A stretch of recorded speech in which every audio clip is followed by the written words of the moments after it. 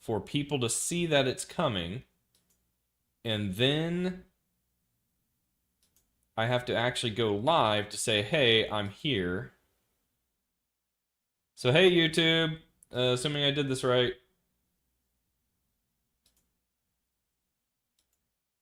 All right, yes, it looks like we are live, and I have one viewer. I think that one viewer might be me. Okay, so that says it's live. Just make sure I'm not getting any music. All right, yes, it looks like we are live, and I have one viewer. I think that one viewer might be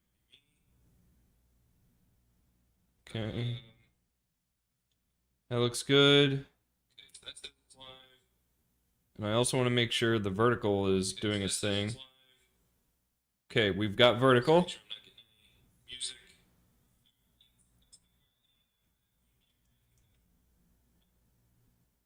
All right, we are vertical. I'm not hearing music. All right, sweet. And then for Twitch, how's Twitch doing? Twitch, can you hear me? All right, so Twitch, I need to make sure there's some music playing.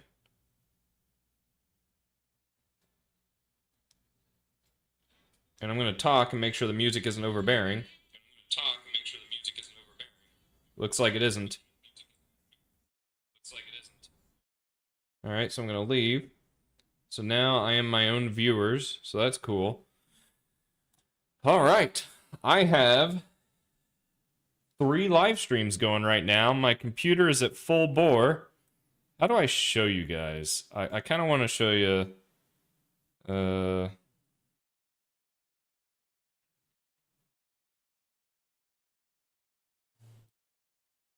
Let's see. Can I select a window?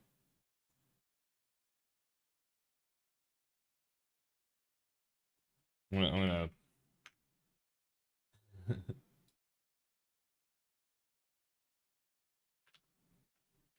This is what 3 live streams plus 2 4K video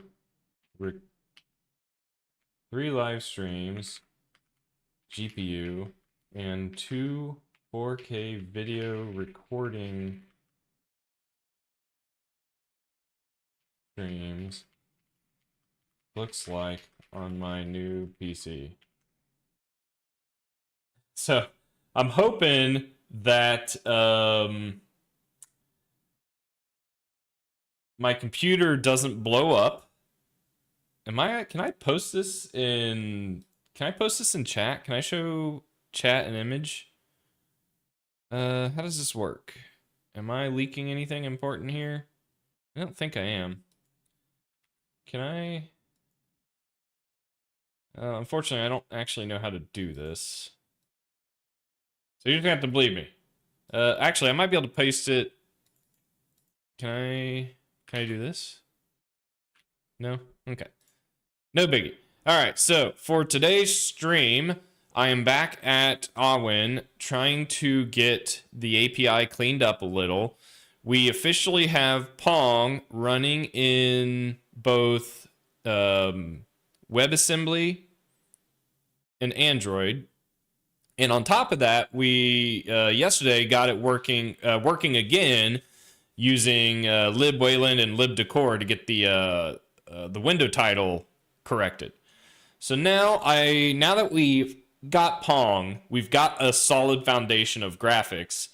The next step here is to kind of clean things up. So if we take a look at main, the entire Pong application is in this main.cpp file, which is cool and all, but for this to be an actual game engine, this needs to be usable and composable to create all these components, these pieces, put them together, and get game behavior, right? And I have some grand plans for this project where I think it would be really cool to render the engine, your game, maybe the game engine editor, however you want to think about this, but render it inside like an editor tab. So you're looking at VS Code here, and if I wanted to like do some debugging, maybe it'd be cool to have a tab here where it's like, oh, just drag it over to the right. Maybe. Come on. I'm not sure how well my computer is going to hold up with all the compute being done. But basically, like if I got a scripting language going, it'd be cool to start making changes on the left side here. Hey, I'm writing a script, and then see those changes appear on the right side. That's the long-term goal. I don't know how feasible that is, but that's part of what I like about software development is just exploring and seeing what's in the realm of possibility. And obviously, with the assistance of LLMs these days, any knowledge I lack, I should be able to more quickly find it than what I used to have to do, which is spend days upon days researching and digging and trying to figure out like, oh, how do I add a title to a lib Wayland window, right? That kind of thing. It's kind of like a super advanced Google.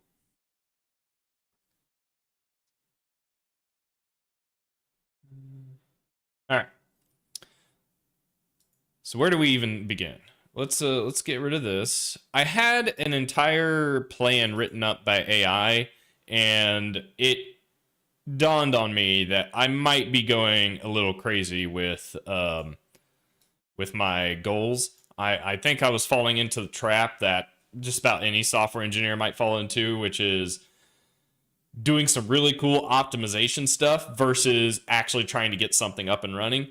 And so the current solution was looking into making these node pools and node handlers inside the scene folder here.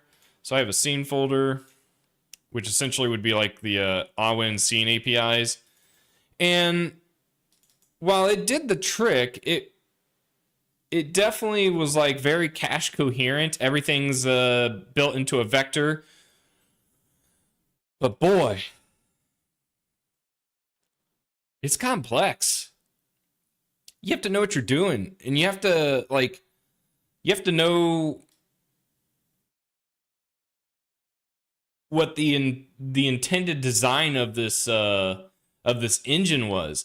And long term, I figured I could abstract a bunch of this away so you wouldn't have to dig into this necessarily. But then you end up with layers of abstraction, which makes the code harder to understand and read and implement and maybe add a feature or fix a bug down the road.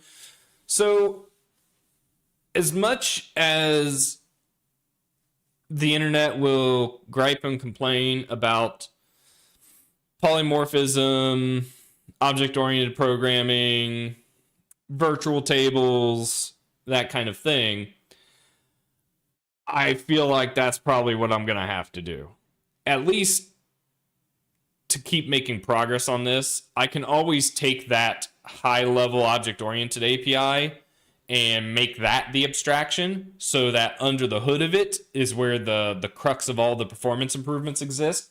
But for now, in the interest of just trying to get something up and running, I'm thinking we go the route of like Qt or Godot or Flutter or any other big named API that's actually shipping products, which is just make them objects, put the implementations with the objects so they're a little easier to track and make changes to, that kind of thing.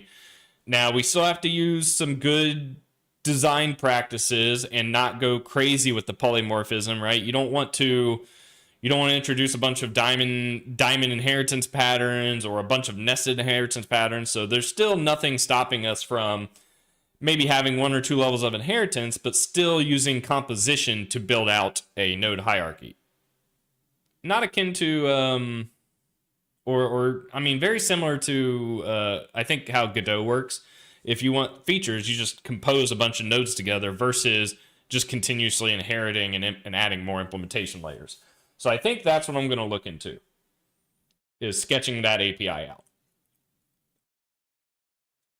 All right, I'm going to take a look at my computer real quick to make sure it's not blowing up yet. I am at 70% CPU utilization, 31 gigs of RAM used, 90% GPU utilization, hardly any internet being used. Perfect. All right. So what I did before yesterday, last night really, was I sketched out an API trying to figure out exactly how I want to do this. And then I had the AI kind of write a plan of attacking this. But I'm thinking I might get rid of this. Let's see here. Might just discard changes. Yeah. Okay, so that discarded. I'll hold on to the... do I want to hold on to this plan at all? I don't think so. We're going to start over again. So one of the fundamental API designs I have to come up with sooner than later is unique pointers versus shared pointers. Shared pointers are so easy to get wrong that I'm almost always hesitant to introduce it as like a public-facing API. So what I'm currently thinking is we will use a unique pointer-based hierarchy. And then if we ever need shared pointers to keep something live on multiple threads, there's nothing saying you can't take a unique pointer, move it into a shared pointer, and now you have this shared pointer that keeps track of reference counts. I also have to think about the fact that I do want this running in a script at some point. And whether that means I'm going to be dealing with multiple threads, because maybe I'll have a scripting engine that is a thread specifically designed to handle all of the scripting input. It just occurred to me, I manually set the title and everything for YouTube, but I don't know if I set that for my Twitch, so I'm going to check that real quick. Still trying to get all this figured out. One day, I promise, I will be a pro at this. How do I...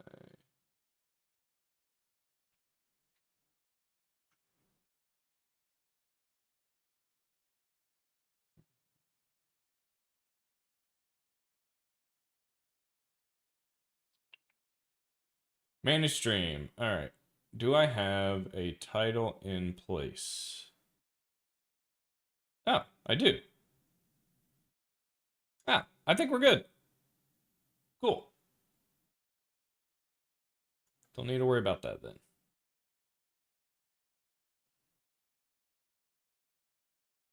Okay. I am going to start sketching. So I do know I want an engine. No, don't.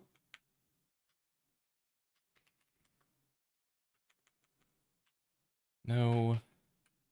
Having to fight the AI sometimes. Auto engine equals.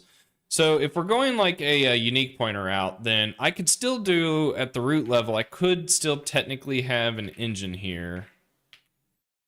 And then I can still pass in.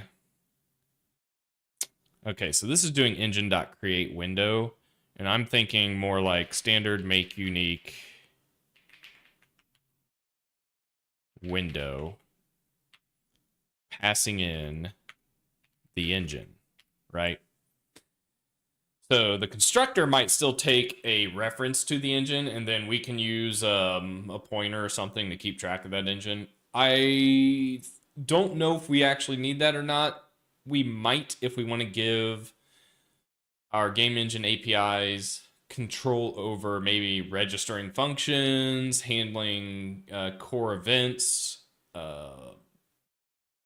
pausing the game loop, stopping, running, maybe reverse someday. Now I'm thinking simulation. My simulation background's leaking into my thoughts.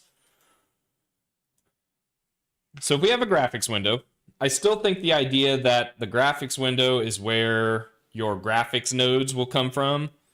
I think that makes sense still. So we might have a root window dot root, right? So we would get a root node.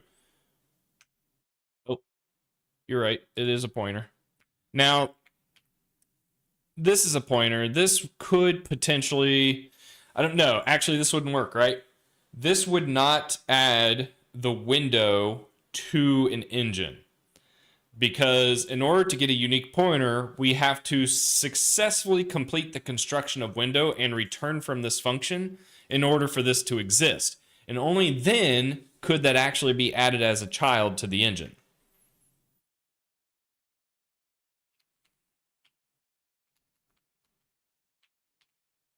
So it would look something like that. This could get a little verbose, but maybe that's okay. There is something to be said about having an API that does exactly what you need to do to build it versus trying to abstract a bunch of stuff away and then you have no idea what's going on under the hood. The other option we have here is we could make it a little cleaner and be able to do something like window equals engine dot add child, and then under the hood this is doing that make unique pointer and then adding the child and then just returning a reference to it.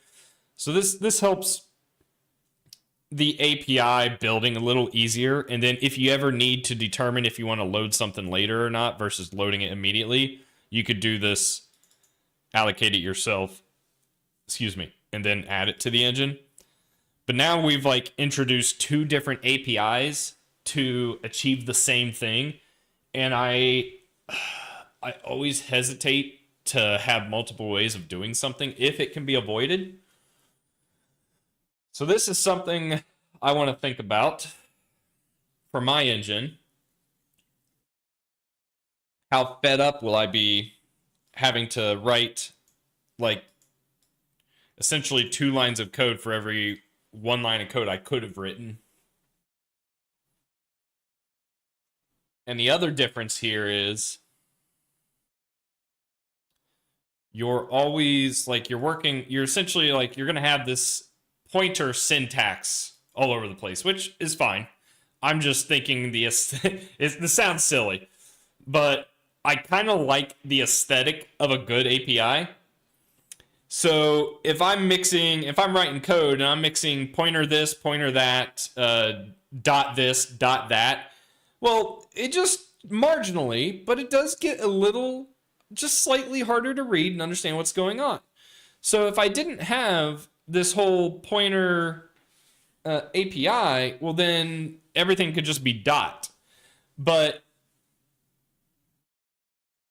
everything being dot means everything always gets added, and that's not what we want either. We want the user to have control of what it loads or not. So now it's like the question becomes, do I really want an API that looks kind of like this? Or an API that looks like this?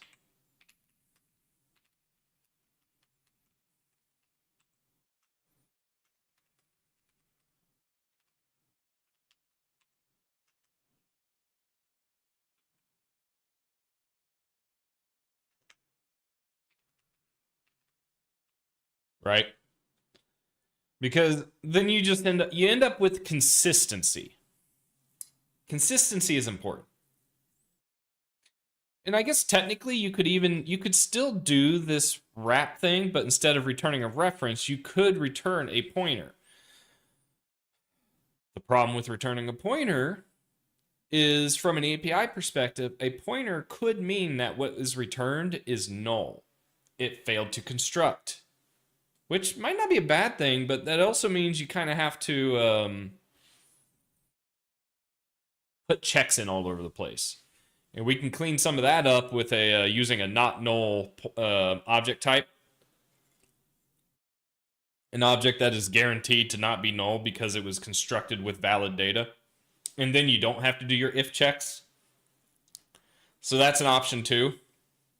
I'm not 100% sure what I want to do with this.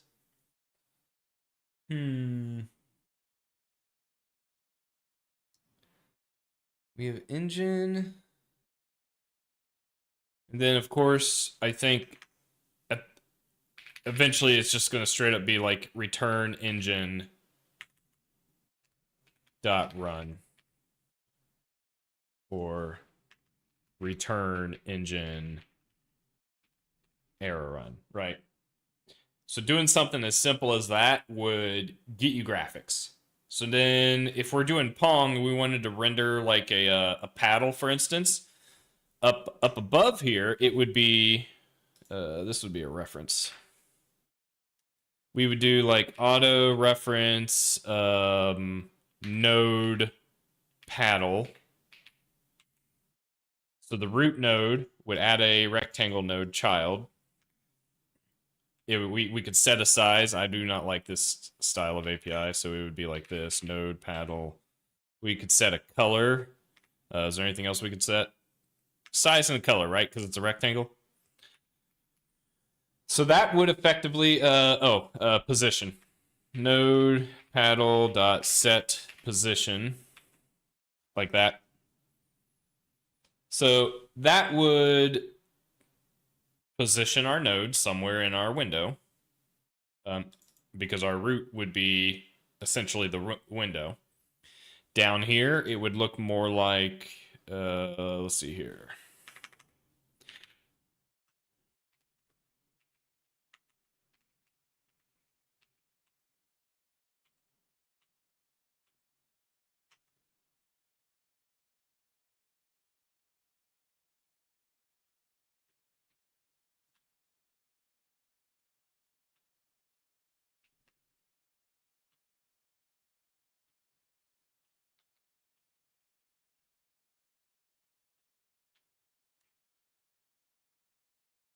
Right, like that.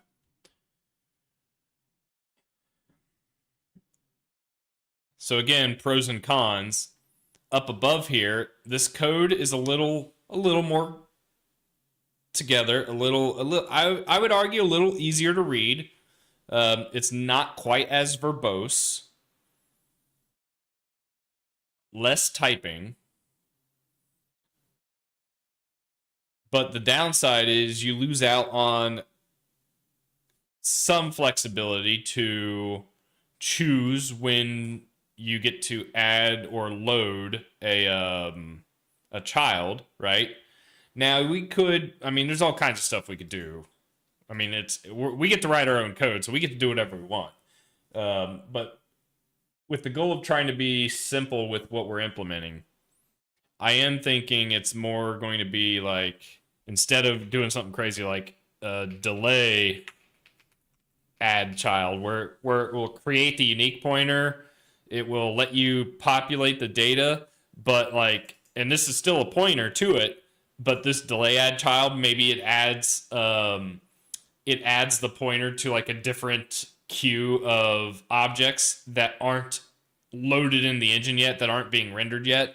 Like that gets kind of complicated versus, hey, I haven't explicitly called add child, therefore it is not a part of the child.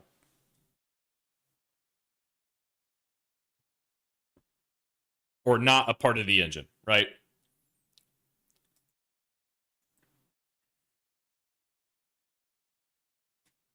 We could also, kind of like how there's a make shared, we could create our own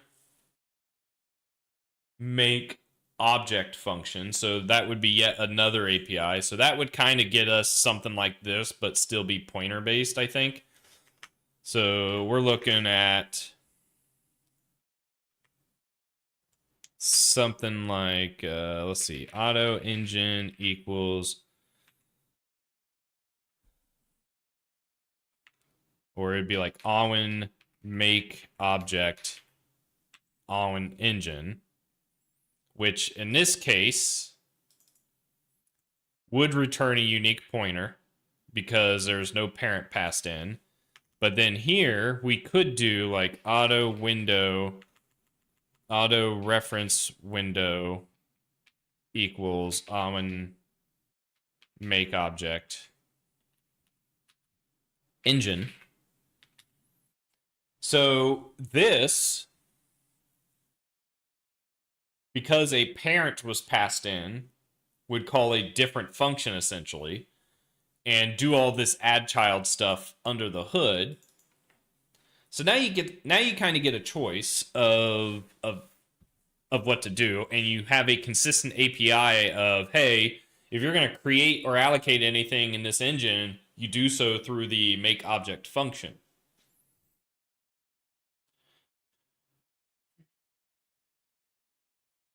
So that could be a way to do it, and it would open up opportunities to do additional construction initialization types of stuff, because this essentially becomes a almost like a creation pattern.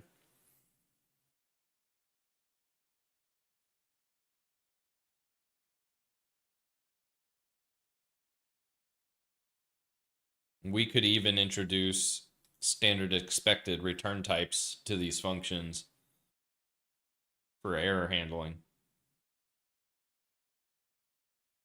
We would just have to, I don't know, I guess we would put a try catch inside these functions in order to catch any exceptions that might occur inside a construction.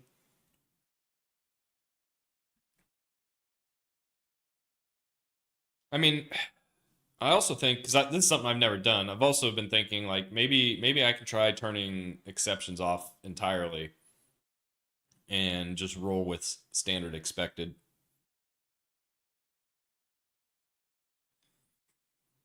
Because I would be curious to see how that works. So I have an engine, we have make object, we have a window. We would still get the root node like normal, except this wouldn't be a pointer in this case, it would be like that. And then if I want to add a child directly, I would have auto reference node paddle equals Awen make object. So then we do this, right? And then maybe we want to, maybe we have an example of adding something later. So if I wanted to add something later, I could do auto node paddle to make object with no parent. So this is a pointer.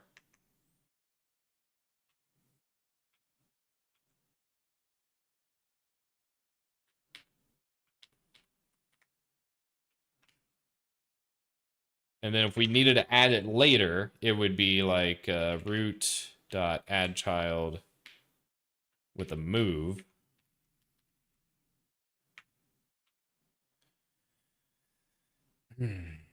Again, there's something to be said about having an API that if you know how to do one thing, you can do it with all the things. And this still feels like a mix and a mash, a mix and a match, a mishmash, if you will.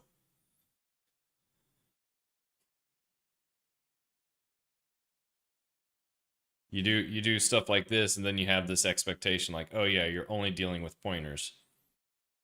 Now this is also just for like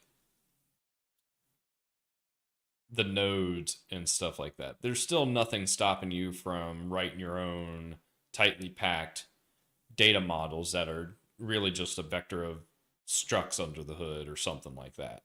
And then designing a node or a component to ingest that array, if you will. So we could definitely have patterns like that to handle this type of situation. Um, hmm.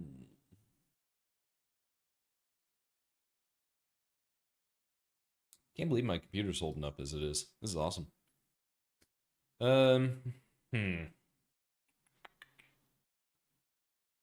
I am torn because I have attempted these paths before. I do like how clean this is, but as soon as we want to do our own thing, oh, and this opens up other issues.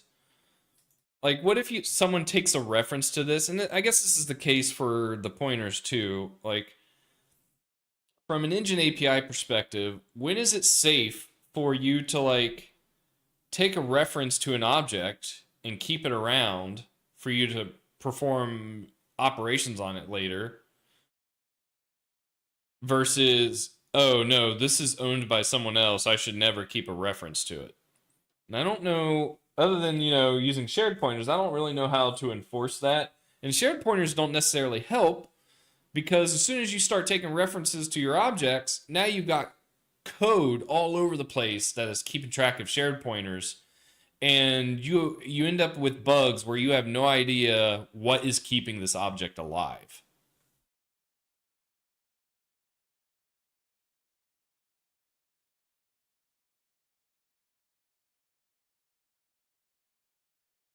Hmm.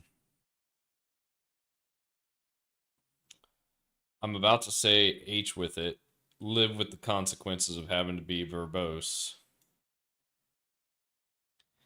It does require the user to know C++, which, I mean, I do.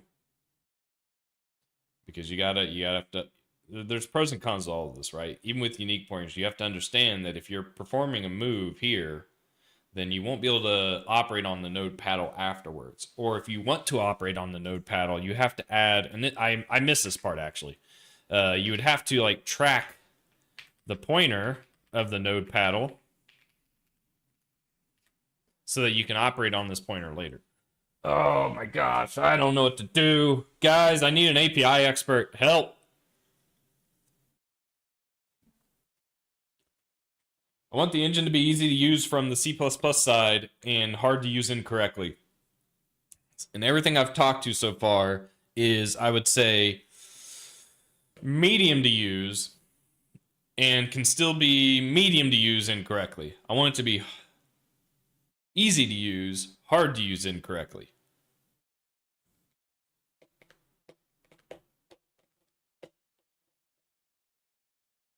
Hmm.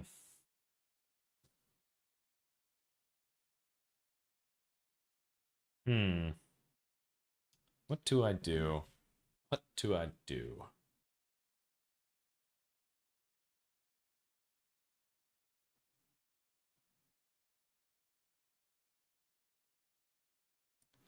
I also want to get to a point where it'll be easy enough to make automatic updates via signals and slots, I guess.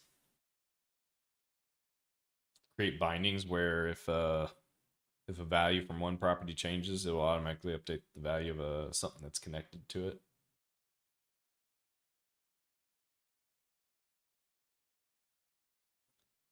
That was why I've always liked.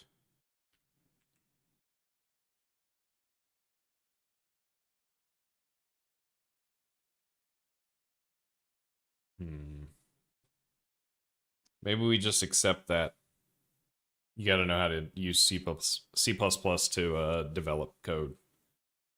So I don't know if there's a way around. You know what? Let me ask AI. See if it has an opinion. Let's give these examples.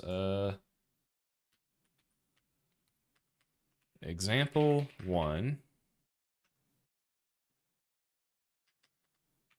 Example 2.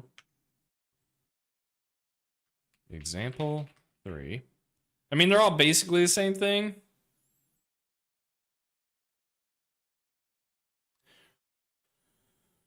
The only other solution I'm thinking of is back to the node handle type of situation or object handle where it's just a wrapper around the pointer which will automatically make sure if something goes out of scope.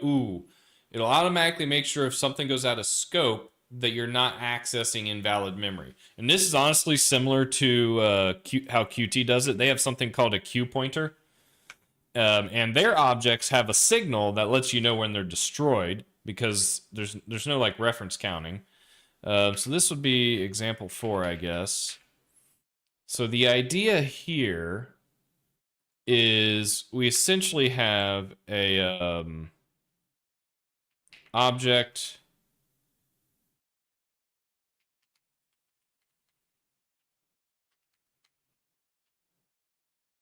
and this might be standard make unique on engine. Now, this is what it would look like, but we could still do the whole make object, right? So then it becomes like,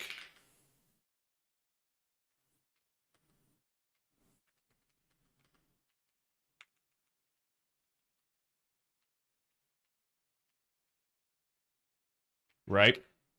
So now you have this make object function, which will return essentially an object that tracks a pointer under the hood.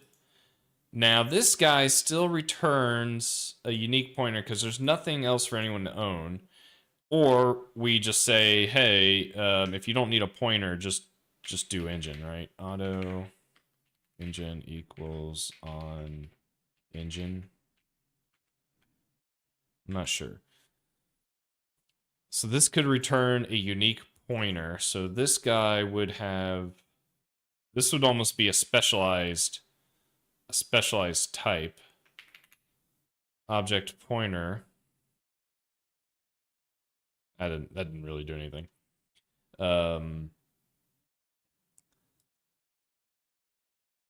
But this object pointer would be a class that would observe when a destruction signal occurs and will set the data to null. So is there not, this feels like something someone else would have solved by now. I'm curious. It's almost like a unique pointer observer. Does the STL have anything like this? CPP, a way to observe when a unique pointer is deleted. I wonder if someone's like created a library for this. You can observe when a unique pointer is deleted by providing a custom deleter that performs a notification action, printing a message when invoked. The custom deleter is called automatically when a unique pointer goes out of scope, is reset, or is moved. Yeah, we could do this, but then my engine would be using essentially on unique pointers instead of standard unique pointers everywhere. So that's not against it per se. This prints a message. We want to...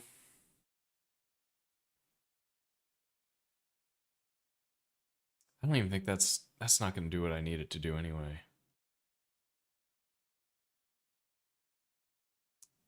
So we would have the pointer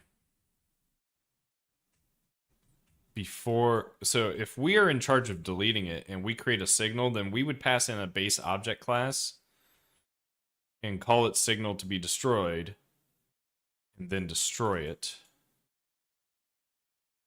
Seems overkill. Like we could do the same thing in the destructor without having to like mess with unique pointers. And then everyone would still get to use a unique pointer without stressing about it. Yeah, but there's no...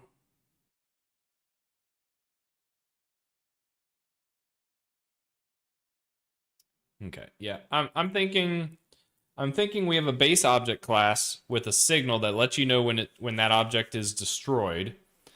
We have this wrapper that can receive a object pointer type, and you can access it, and you can ask it if the object is still around. So if you ever do need to take a reference, this is how you would take a reference.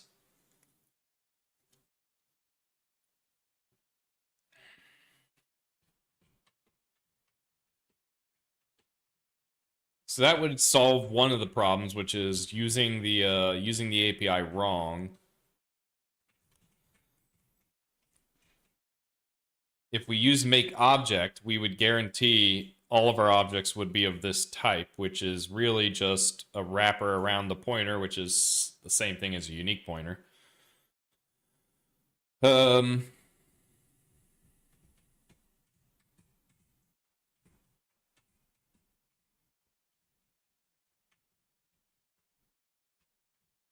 It would be copyable because you're just copying a pointer.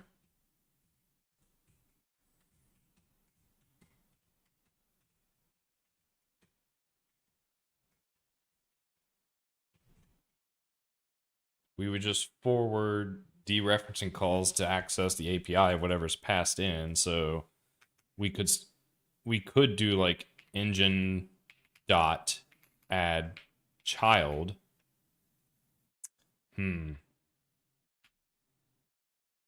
Object pointer could have a unique pointer, and so as long as this object pointer stays alive, it owns the engine. But then let's say you let's say you create a window. Window equals on make object on window on Awen. You don't give it a parent. So it hasn't been initialized or constructed yet. So under the hood, it's this, except we didn't give it a parent. But then we want to give it a parent, right? So we do engine dot add child window. So now under the hood, what's actually happening here is we might still want to enforce a move just so it's clear that once you move, this object pointer, this object thing is no longer valid. So if you try to like use it, you just get a like an is valid is false, or yeah, is valid is false, something like that, right?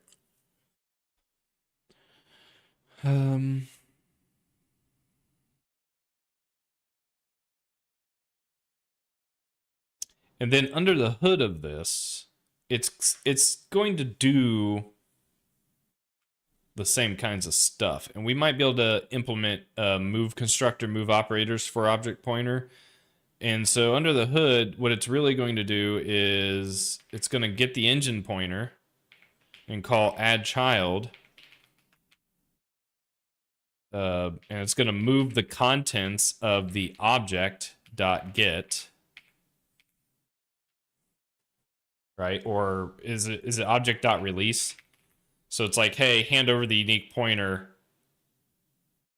So when .release is called, this returns a unique pointer, not the raw pointer, but the unique pointer.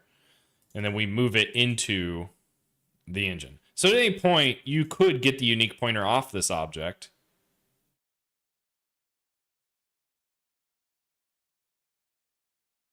And then all of this would happen if you pass in an object pointer as a parent.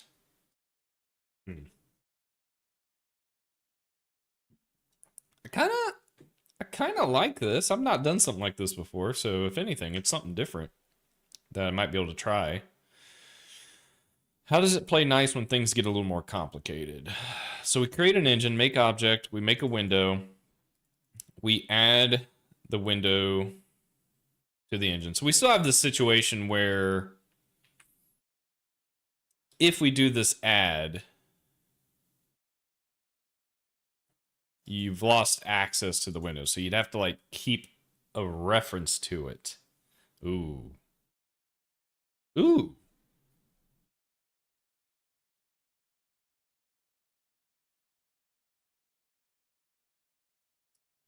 What would that look like? Because you could have this object store a unique pointer or store a raw pointer. So it's in two different modes.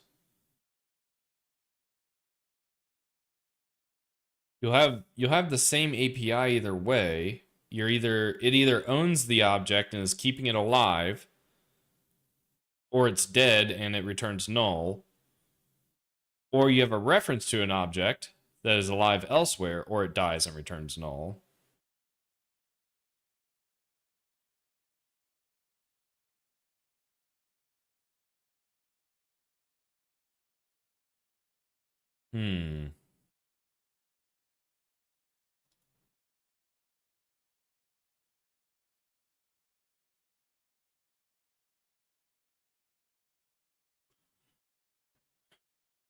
What that would mean is during this move operation,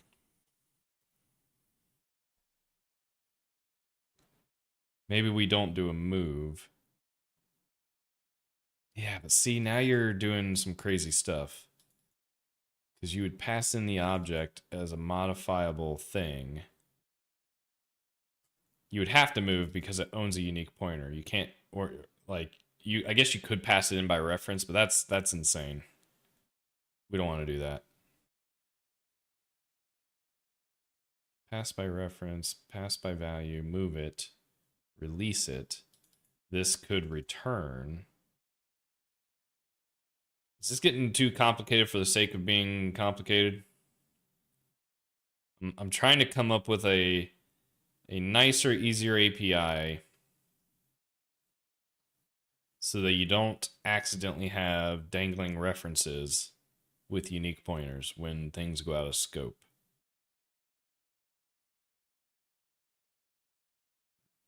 Maybe it's literally just object pointer, takes a raw pointer, registers a slot to the destroyed signal, and call it a day.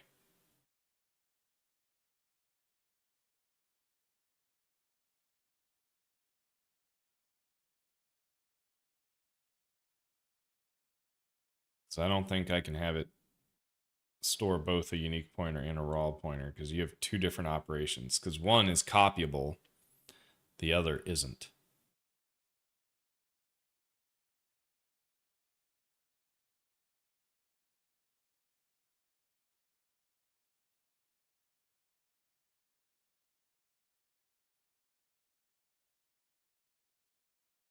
Hmm.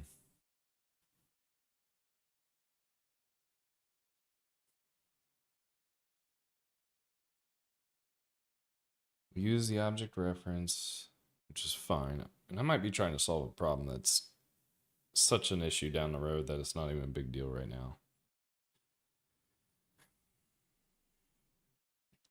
I know me. I'm going to get annoyed with having to call a bunch of moves and keep track of raw pointers and stuff like that in order to use stuff after I move it, where we could just do it like this if we need it.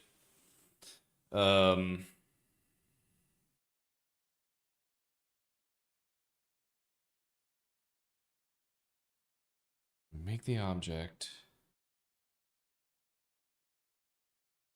We return a reference to the object.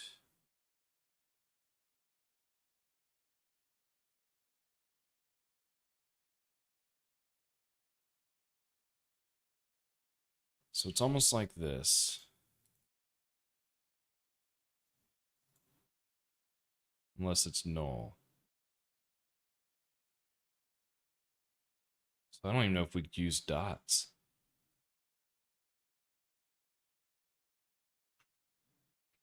Because I can do object, auto, node paddle equals.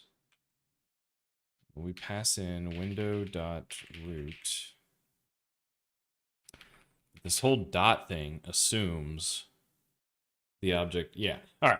I think I'm doing too much. I'm trying to wrap this stuff to make the API aesthetically pleasing, and by doing so, it's going to force a developer to have to like learn how to use my API versus like, hey, we use unique pointers. You got to know how to use unique pointers. We're writing C++.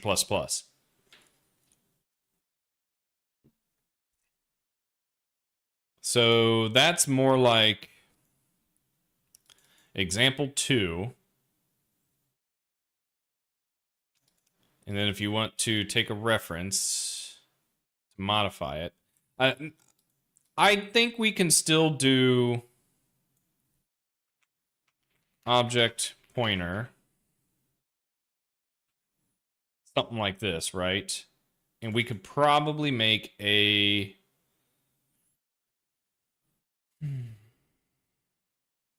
convenience function. Maybe it's add child. Maybe that's the trick. It's just annoying that like, hey, you construct this node paddle, you move it, so you can no longer use node paddle.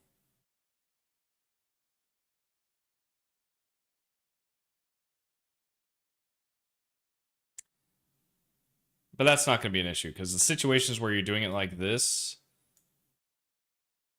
you're going to be managing your references differently.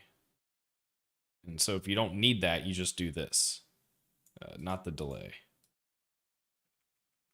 Delay is insane. Object pointer is just a bonus. It's just an extra. Hey, you're keeping a reference to this, so you don't want to, if it's going to go out of scope, keep track. All right. So I've got some examples here. I am going to have the AI just take a look. I'm leaning towards example 1, 2 as what I am going to do, but I'm just generally curious to see if AI can pick up on what I'm dropping and if it has any recommendations. Hey, can you look at main.cpp at the example block, comment blocks? I'm trying to come up with a simple C++ API that is easy to use but hard to use incorrectly. A lot of influence from Qt objects is in these examples. I am open to some other suggestions as well.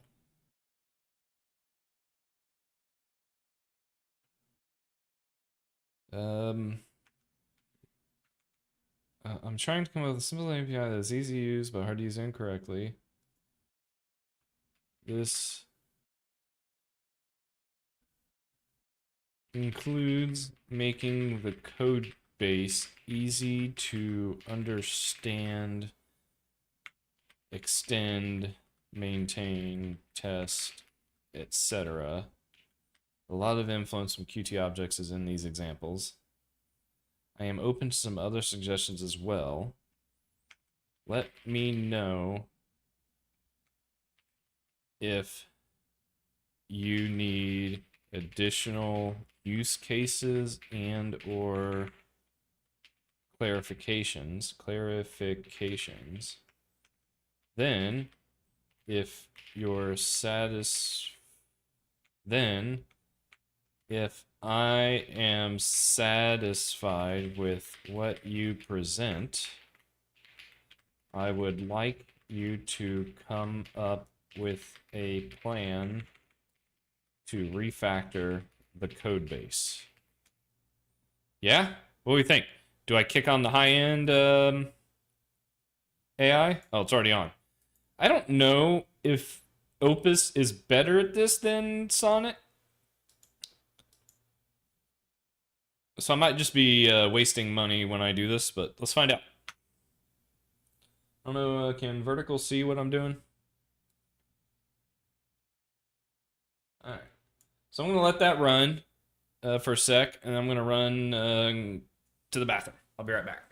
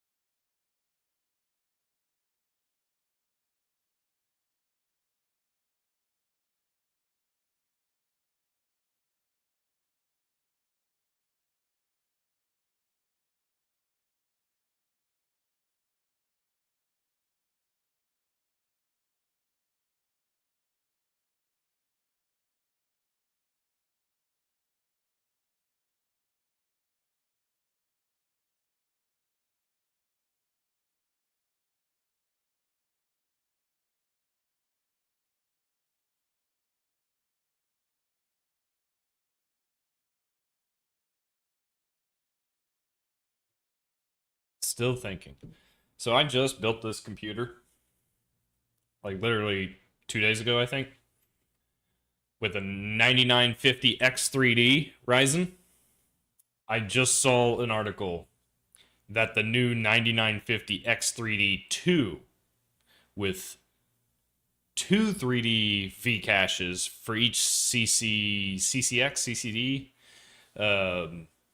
whatever the AMD's compute clusters are called, which has like 208 megabytes of L2 cache or something insane like that. Figures it happens right as I buy my computer. Now this one's hanging in there. Ooh. How do I show you guys this? My computer is cooking. Staying cool. It's producing heat though. It's probably because the AI is running too. Okay. We have an analysis of the API examples. I'm gonna try and see if I can get you guys a snapshot of my hardware here. Maybe I'll just put it under my. How do I do this? I want to add a. Is it a source? Add a source. Window capture. Task manager. Select a window. Task manager. Okay. So then, oh no. So task manager, I will put where? Right here?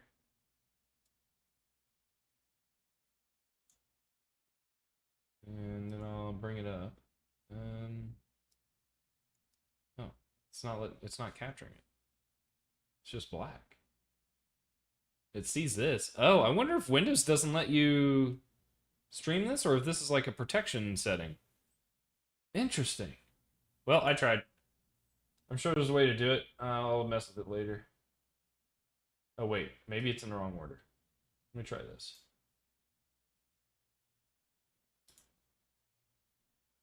Nope, it was in the right order. I just didn't do it right. All right, I tried. All right, let's see what AI has to say.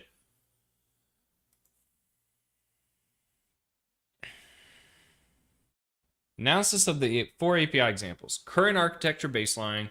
Your existing system is a well-designed generated arenas with wrappers providing fluent API, parallel, pool index, compile time constraints, blah, blah, blah. The engine window, blah, blah, blah. The examples all push toward a Qt-like unified object tree where engine window scene. Is it saying the current? I don't like the current. Example reference return agile pro. Cleanest syntax, no smart pointer noise, very readable, easy to misuse. Dangling references. That's the big issue.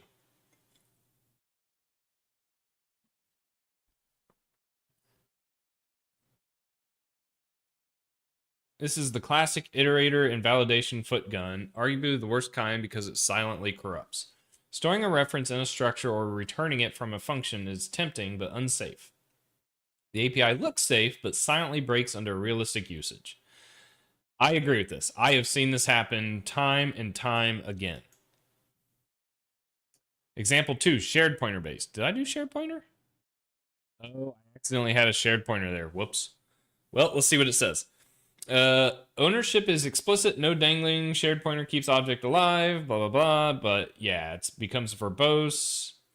Pointers everywhere, order dependent. You must create, configure, then parent. If you forget to add child, the node is an orphan, silent bug. Shared ownership is a lie. In a parent-child tree, the parent should own children exclusively. Implies multiple owners, which, yeah, I'm not using shared pointer. The make object approach, most Qt-like. Pros, closest to Qt. Parent specified at creation, less room for orphan mistakes, flexible, create with or without parent. I already know what's going to happen. We're going to have to choose which cons we like which cons we think is most forgivable to determine which API we're going with. Same dangling reference problem as example 1. Inconsistent return type. Verdict. Right direction conceptually, but the mixed return semantics and reference safety issues need resolution. Example 4. Explicit ownership transfer. Ownership's transfer is explicit via move, clear two-phase, create, then parent. Cons, use after move is called after move. Yep. Verbose for the common case. Yep. Still unclear what make object returns. A value, a smart pointer. Verdict, the explicitness is good, but the use after move pitfall makes us actively dangerous. I agree with that. What I would recommend, oh boy. It still wants me to do handles. The core insight, your current node handle is already 90% of the right answer. It's a lightweight, copyable, non-owning handle backed by generational IDs. It can't dangle. It's cache friendly and it supports fluent chaining. The remaining 10% is extending this pattern to unify engine window scene into one object tree. Key design principles, handles, not references or pointers. Generational handles are easy to use correctly. They can't dangle, they detect stale access, and they're cheap to copy. Gosh darn it. It makes such good arguments. No move for... Oh, it does everything I want it to. It just seemed complex. Maybe I'm crazy. Maybe I'm crazy or just a little unwell. Right now, I can't tell. Let's see here. Gosh darn it. Oh, it's so right. It's so right. I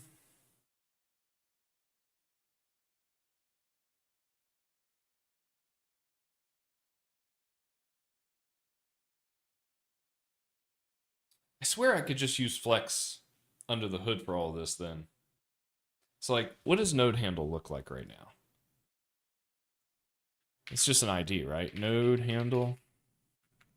I don't even know where that's at. Node pool?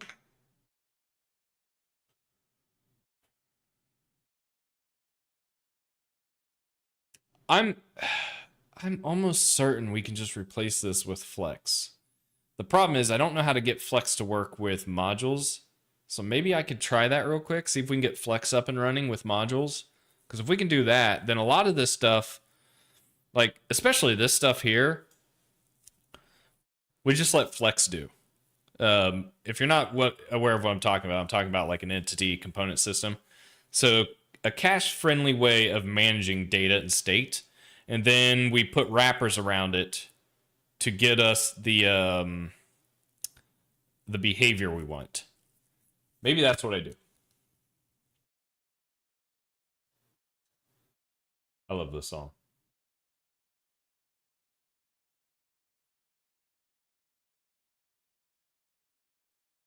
All right. You know what? Let's get Flex running. Or try to. I keep running into issues. All right. I'm going to see if AI can be agreeable to this. Oh, question before playing. Scope of object hierarchy. Should engine window...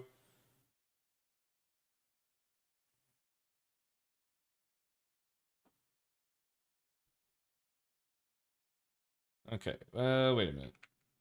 Scope of the object hierarchy. Should engine window scene become nodes in a unified object tree, or should the object tree only API scene nodes? Very well done. You know what? I'm going to scrap this.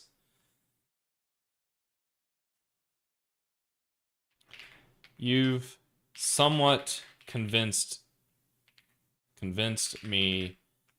Would you say example 5? Example 5 is the way to go.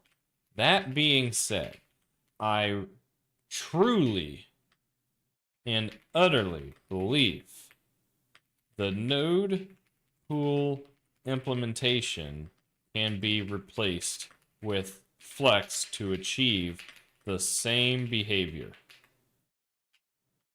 Flex would actually give us hierarchy, give us node hierarchy without the need of a special component. A special hierarchy component to manage child-parent relationships.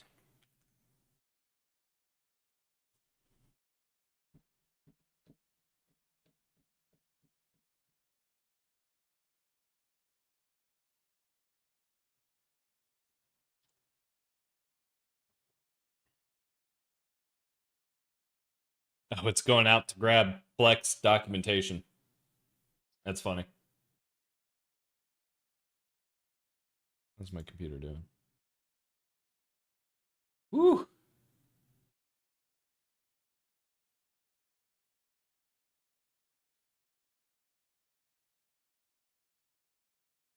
It wants to continue reading documentation. Okay.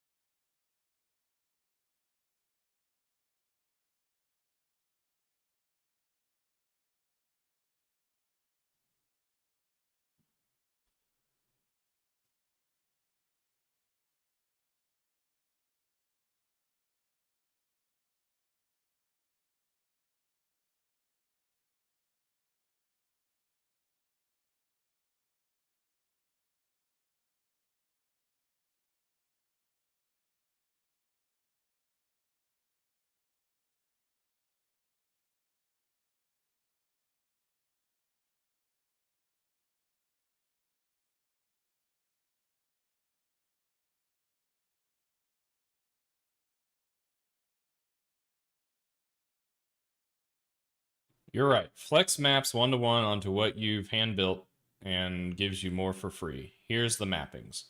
Node ID should become an entity. Yep, agreed.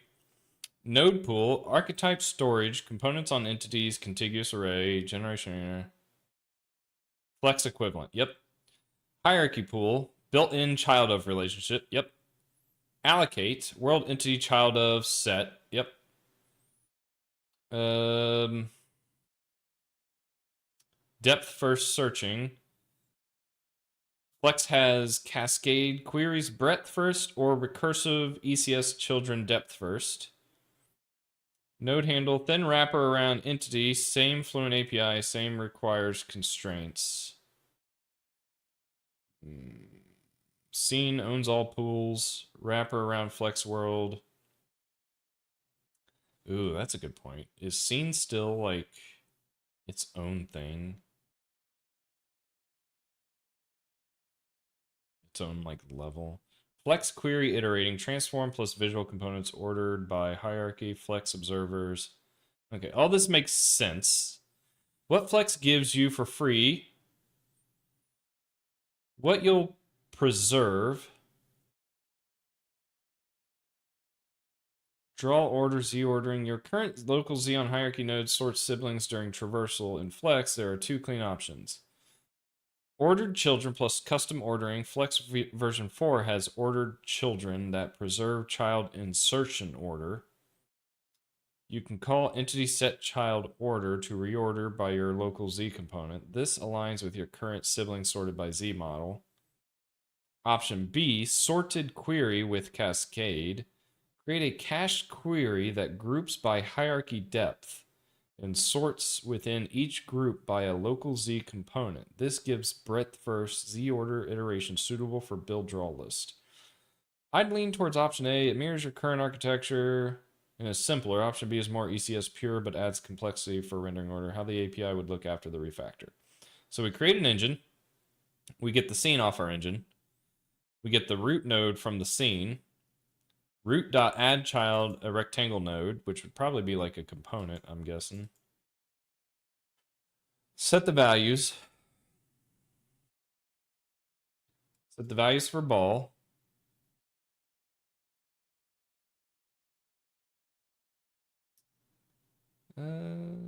Handles are clean. Handles are cheap copies. Store freely. Use across frames. Remove new capability. Paddle.destroy recursively removes children to what? Recursively remove children to what? What? What just popped up over here? Did someone see that? Why do I have CD-ROMs? Let's eject these. I don't need these. I don't need the floppy disk either. How do I get rid of it? I don't ever use help.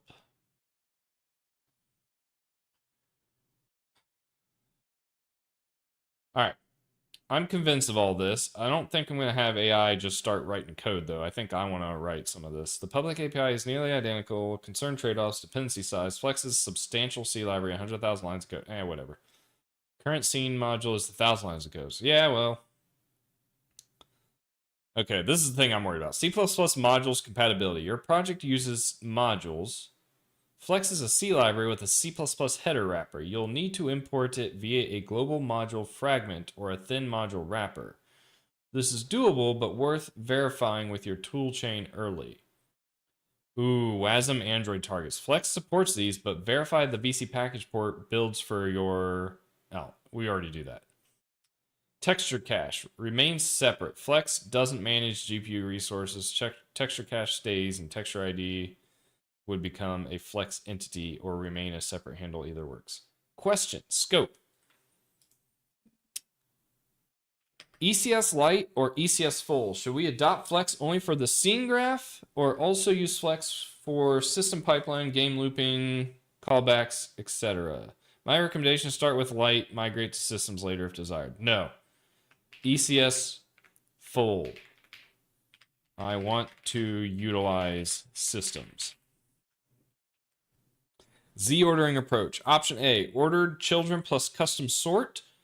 Or option B, sorted cascade query. I recommend A. Sure. Signal system fate. Keep the signal implementation for engine level events, keyboard window size, let Flex observers handle component level reactivity, or migrate everything to Flex. Let's use Flex observers, I guess. I don't know anything about that.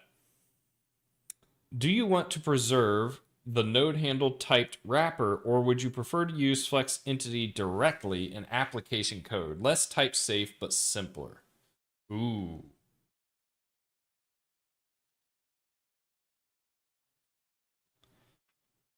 I think I will want to wrap Flex APIs around my own types to enforce proper API usage. This would include things like systems and pipelines as well.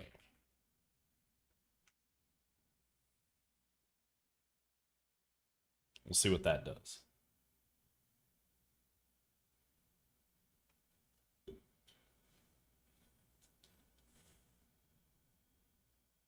Getting hungry. What do I want to eat? Got all kinds of options where I live. I don't know what I want.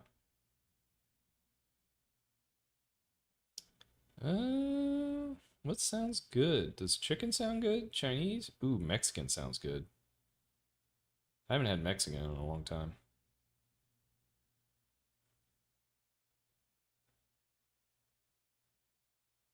Maybe that's what I'll get. Is this what I want?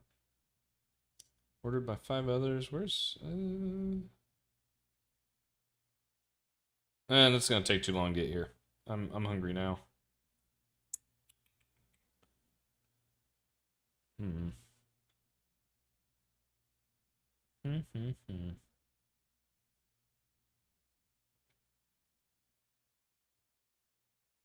You know what? Penn Station sounds good.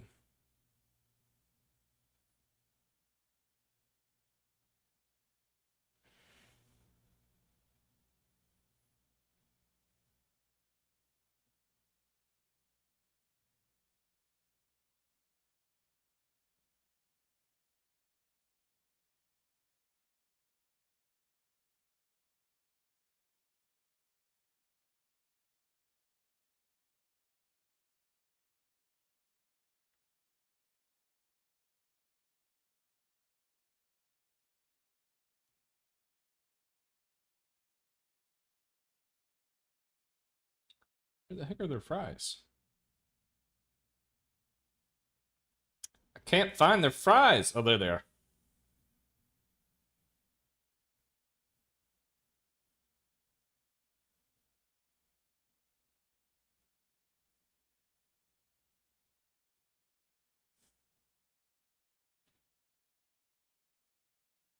All right. That is ordered. Don't let me forget.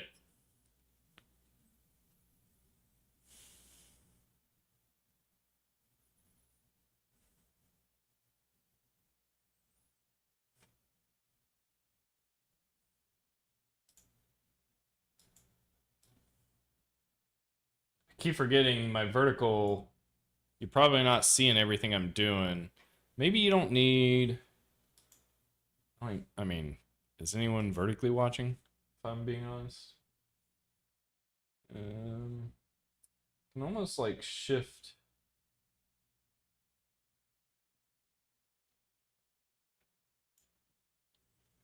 I guess that's good enough.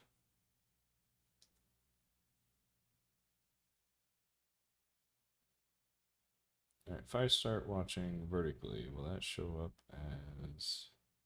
It doesn't just like randomly spit. Ooh,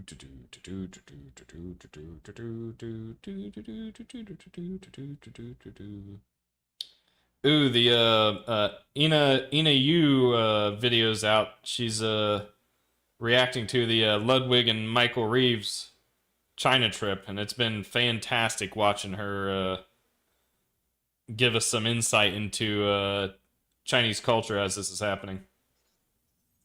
I'm gonna save that to watch later. Then I will go back to doing what I was doing, which was looking up my vertical live stream. Oh, and it's just me looking down. Hey, me.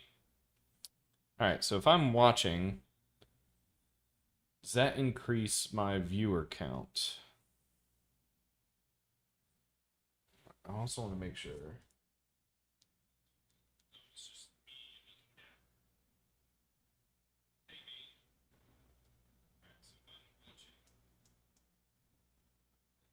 Okay.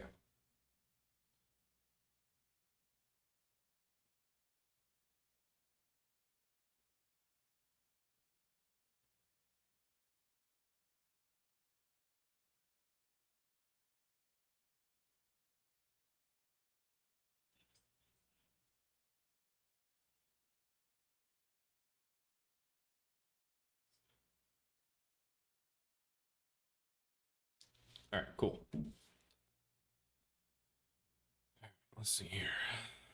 ECS full flex system pipeline, replace manual game loop, flex observers, replace signals, flex APIs, wrapped application code never includes flex H directly, overloaded stays used by render submit, texture cache, Windows, further consideration, C++ modules plus flex header, must validate, include flex and global module fragment, compiles on Clang GC with, yeah, we got to figure that one out. Oh, it even came up with a plan to do that.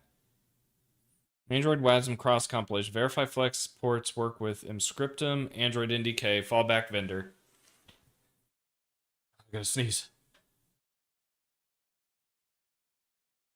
Okay. Thought I had to sneeze. As separate modulars. So what do I do? Start implementation. Start with autopilot. Open an editor. What does that even mean? I do want to create the file. I want to remember the plan.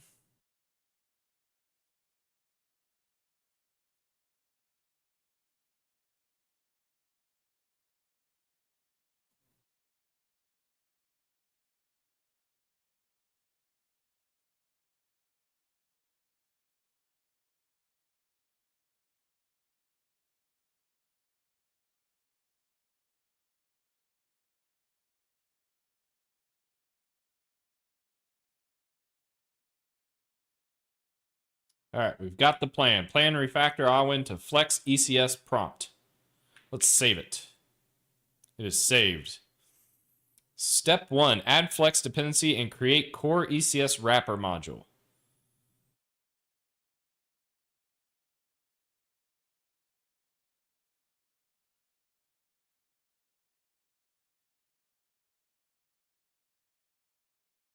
I wonder how much hard drive space these 4K recordings are taking up. Will it tell me? It's not going to tell me, is it? I haven't ran out yet. I've used 400 gigs though. Ooh. Some of that's video games.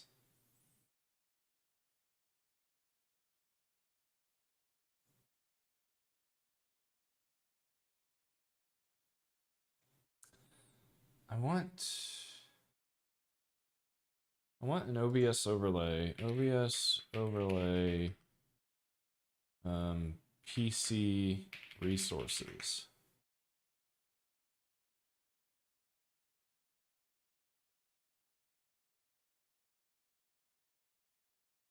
OBS overlay PC task manager?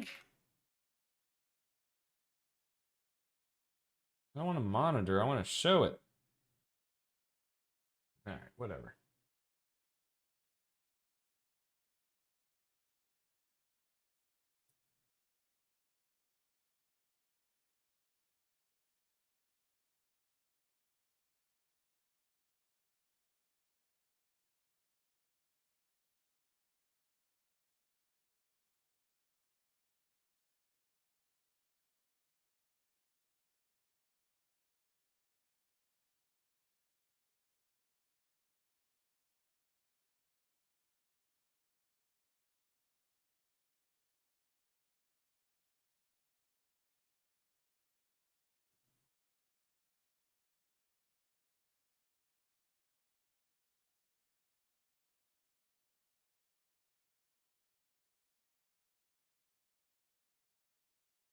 Okay. It has been created. So now we need to go through phase 1, I think. So C++ modules, open, create file. Restores workspace and chat to this point. Okay. This will remove your last request and undo the edits made to plan. No, that's not what I want. That's not what I want. Okay. All right, so with that, I'll swap back to Sonnet. Let's begin implementing phase 1. Right? What do I have? Do I have changes? I need to create a branch and call it flex.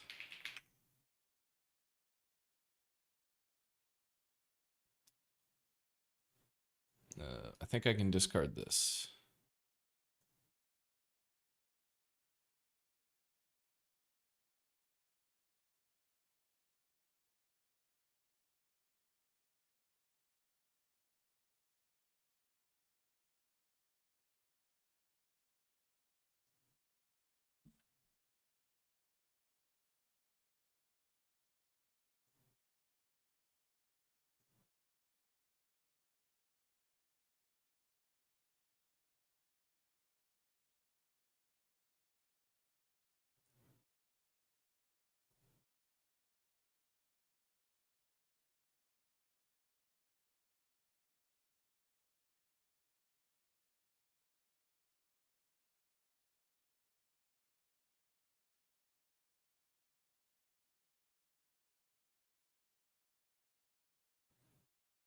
My PC is really cooking right now.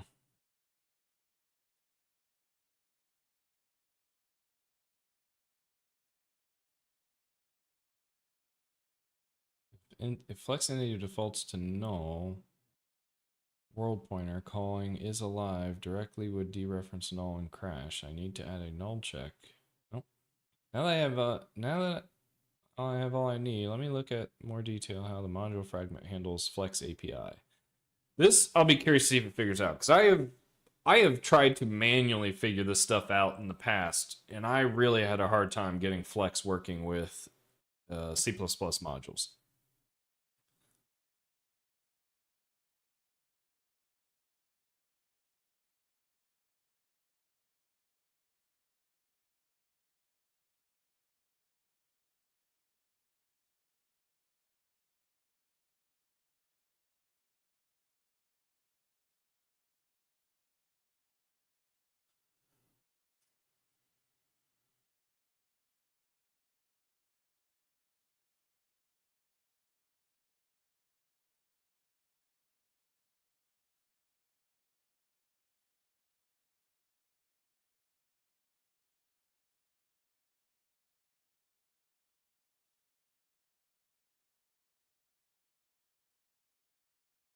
Oh, it's starting, I think. Adding flex to vcpackage.json. And there goes the auto configuration. Oh man. Is this gonna try and compile right now? My CPU is like pegged at 100%, 97%. Okay. It's like flex was pretty lightweight to add. So we added flex. I mean the AI, linked against it in Awen flex.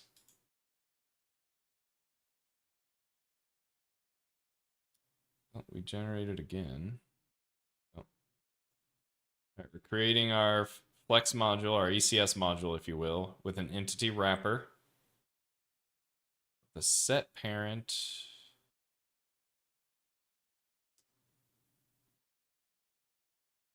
I don't know if this was the wrapper I was expecting.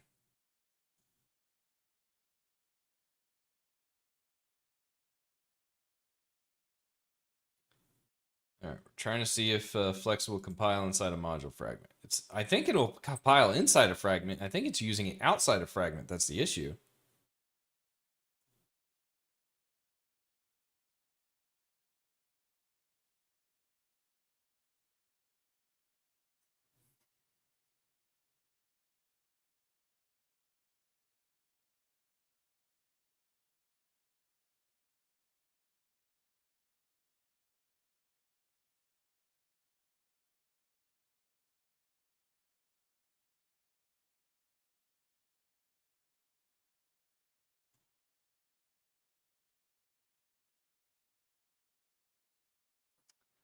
Yeah, this is just kind of wrapping Flex. This isn't quite what I was thinking.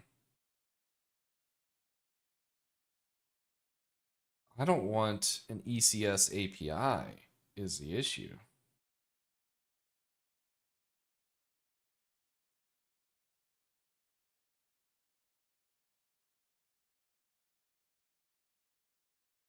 I can manually fix that if I have to.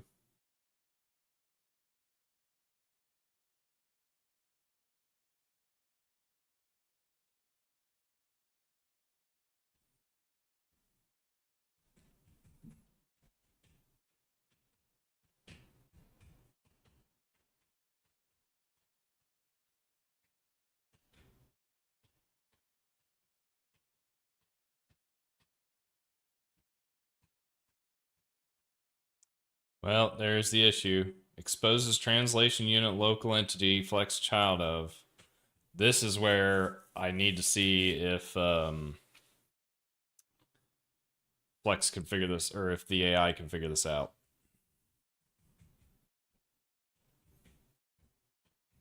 This is why the Briarthorn game we're making can't use modules, is because of Flex.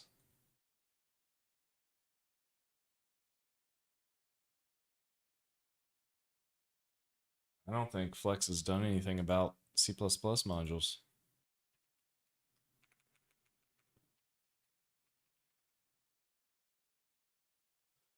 I think they're just sitting on it. I think someone tried. Is it a pull request?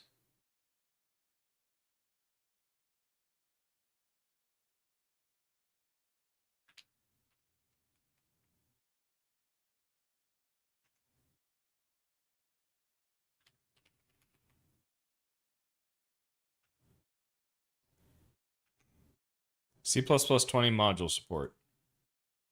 I don't know what to do about it. Tried a couple of things. Using the Flex API defined would also require splitting out includes. Re-exporting symbols manually runs into problems with static symbols. Seems possible to work around the issue a little by using two modules. The first module, you say flex CPP enum reflection support is 0.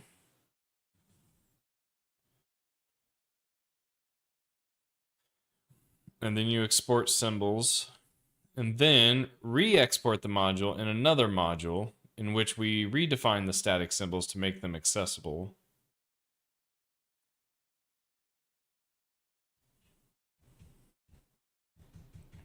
This is, of course, far too hacky to be used within the library, but if anyone else wants to use Flex in module, this seems to be a usable workaround in the meantime to be able to import Flex. So this might be what I need to do. That does seem a bit hacky. Does this mean that the moduled version of Flex won't be able to use enum reflection? With this version, yes. I haven't really dug into the issue to know what the reason behind it is, though. I didn't think about the fact that maybe Flux is header only, which makes it possible for them to define everything in modules directly when needed. Module symbols and global fragment symbols aren't the same, so unless all the Flex C++ is header only, the only way to add module support for Flex is by exporting using declarations, which is the approach I have tested locally. Maintenance would amount to adding new types and functions when they are added to the C++ API. That is unfortunately a non-starter since it'd be way too error-prone and difficult to test. This is back in 24. In 25, oh, I said something. Yeah, because I've tried getting this to work before, and I had issues with GCC 15. The headers of Flex have translation unit local exposure problems because it uses many static global constants and functions. C++20 does not allow translation unit local exposure. Clang and Microsoft now ignore the translation unit local exposure, but it will be very risky to include any headers with static functions. The way to fix it is to change static to static inline. Is the wrapper approach still not working because of the new usage? Module cannot work because of translation local exposure and headers. Have you been able to do this for Flex? I only export a few symbols, so I do not know whether all Flex headers can work. Oh boy. So there might be a solution. I don't know if AI came up with it. Full build clean, verify GCC. GCC fails with a stricter module rule. Flex has static const translation unit entities and a wrapper templates that can't be exposed through a module interface. This is the exact risk the plan flagged.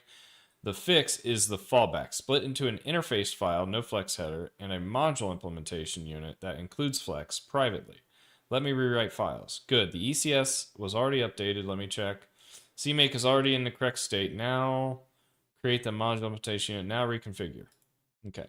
So maybe it's kind of figured it out. I hope. God, I hope. So it created a CPP file. Interesting.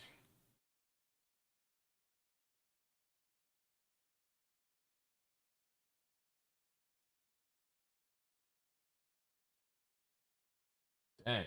Whoever is singing is... They can sing. Oh, it's Halo sing.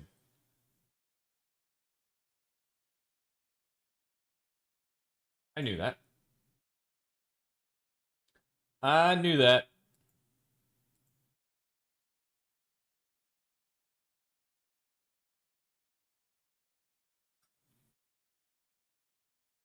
Yeah.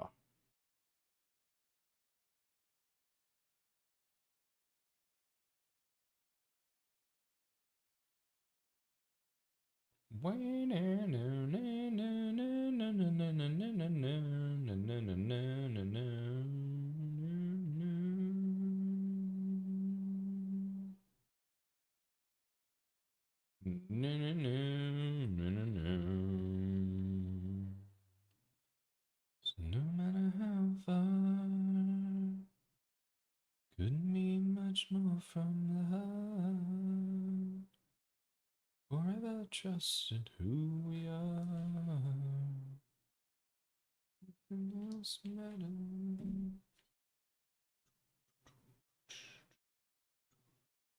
Doo-doo.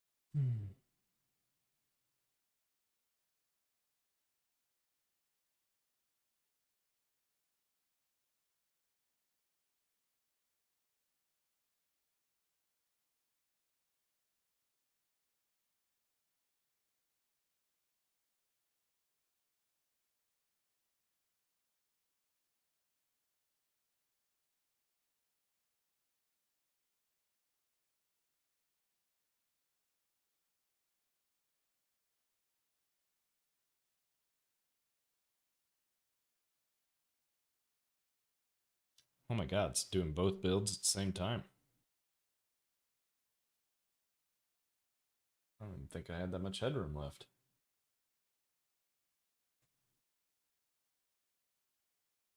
The computer's producing so much heat.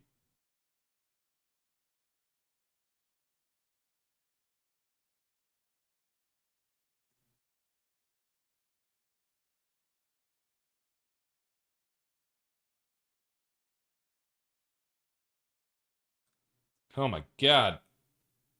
I think it just ran a bunch of tests in parallel. Both Clang GCC builds clean. Let me also run the... This is promising. Phase 1 is complete. Here's a summary.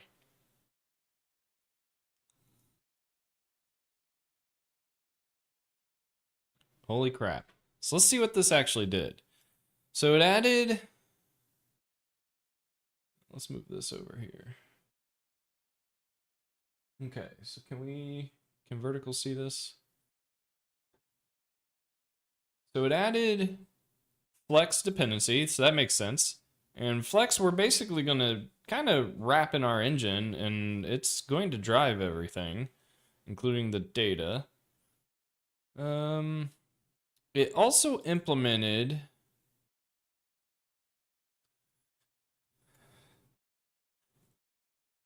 an interface file and a CPP file. So in the interface file, the module file, it includes, what are we doing here? Forward declare the opaque flex C world type with external C linkage, not exported, internal bridge that type allowing entity world to store pointers without including flex.h in the module interface.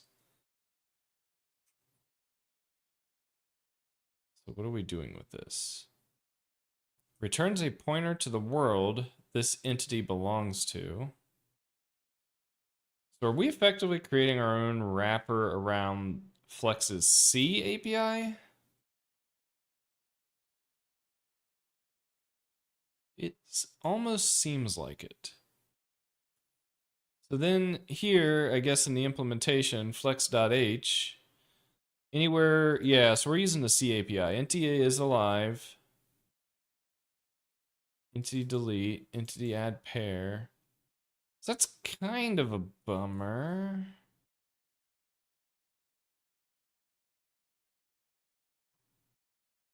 But we might not have a choice. We might just have to use the C API for this to work. But I mean, that looks like it's working. So this is creating an entity type, and our entity type is just an object that tracks an ID, an integer ID, so we don't have to lean on the Flex API. An integer ID and a pointer to the world. So this entity class will be super lightweight, easily copyable. Default constructed instances represent a null invalid entity, copyable and cheaply passed by value.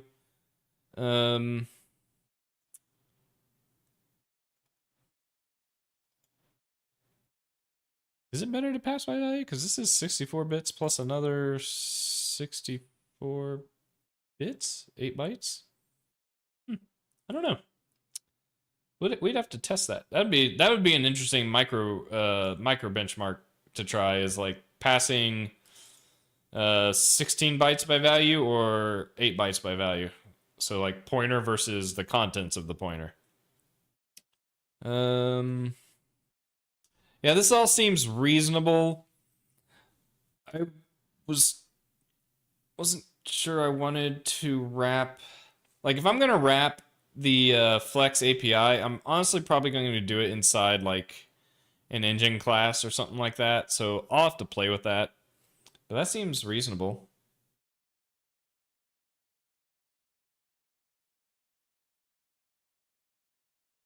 All right, I'm gonna use the bathroom again.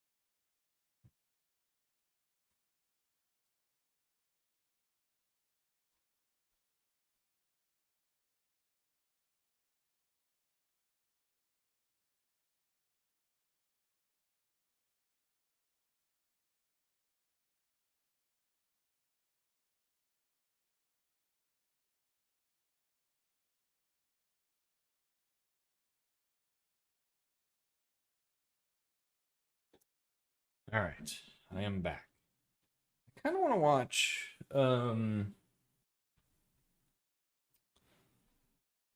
kind of want to watch the Ina Yu reaction to Ludwig and Michael. I think I can because there's no one watching, and I can kind of just do what I want. Um,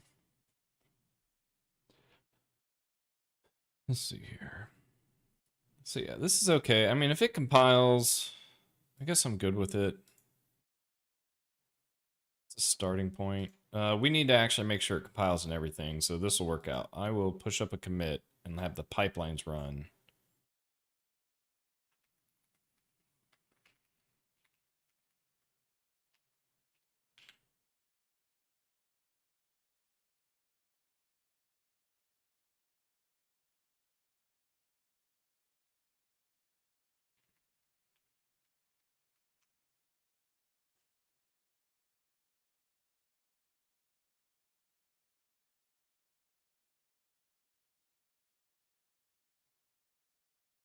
All right, so let's create a pull request. This will be the, ooh, is the main branch failing?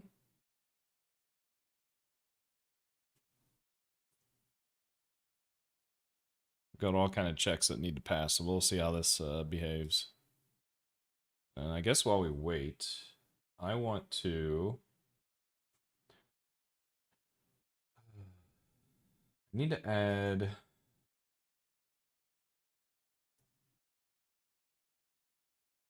All right, I want to add an audio capture for this desktop environment here because we can do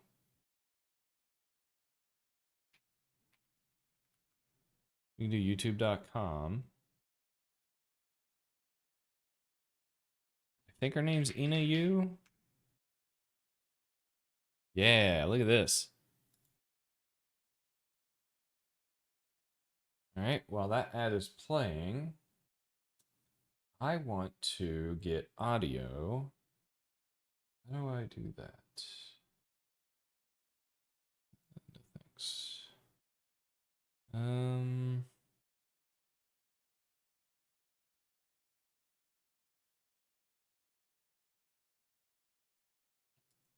okay. She's playing. Audio. I want to give you audio. My desktop is a scene.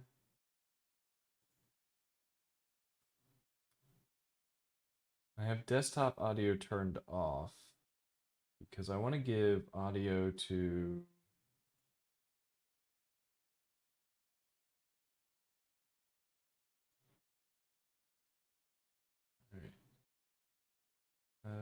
Let's see. Filters.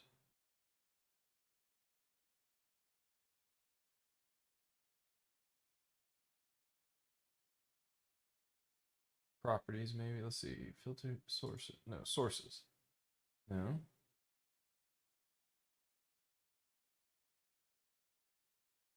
Oh no, this is my source. Okay. Maybe it adds audio. Let's find out. Maybe I'm crazy. I mean, I don't hear anything.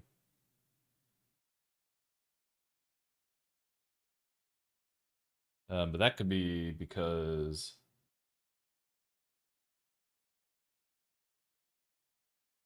I'll have to figure this out later. I tried. Can't say I didn't try. Our pipelines are failing anyway, so we tried. Let's get music back on.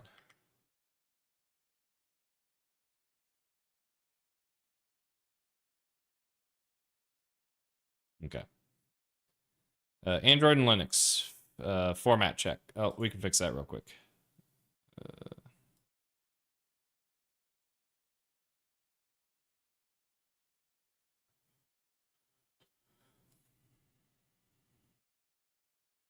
That'll fix the formatting. And then Android, I don't know what this is going to be about.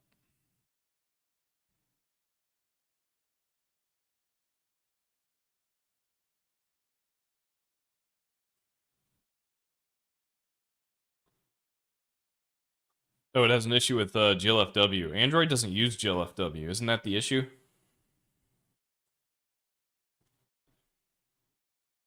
I must have. Okay, so I need to get that fixed. So we have to duck out of this container.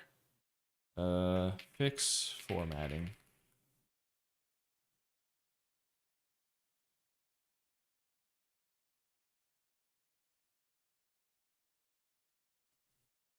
My guess is this was an issue on main, so it's probably not affecting. I mean, it's not something I just caused. Yeah. Yeah, I lost some changes to my GLFW implementation at some point that I did to get all this working, and now it's gone. I think it was during a rebase or a merge. All right. So, okay.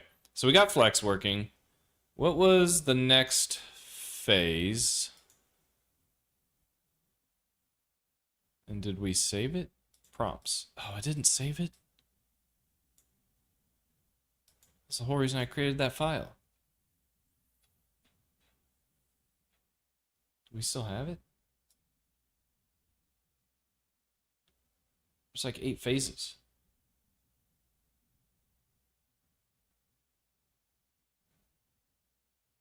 Provide Awen typed system and pipeline phase wrappers. Awen phase on update, pre-render, on render, map to flex built-in phases. World system progress. See, this isn't. I also, you know what? Before we do that, I want to see if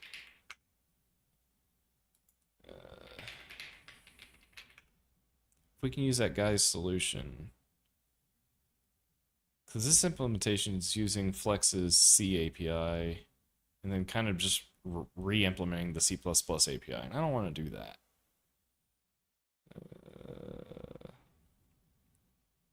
Where is it? It was an issue. C++ 20 modules.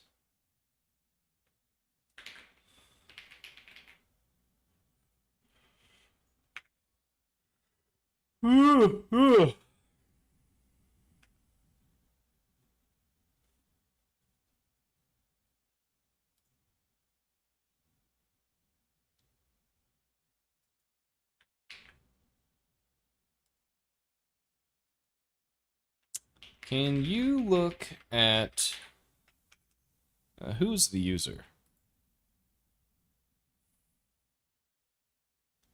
Gaspard dash dash. Gaspard dash dash.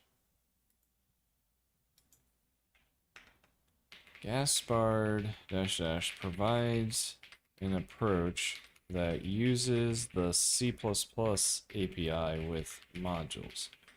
Could you see if we could use this as a solution instead of using the C API?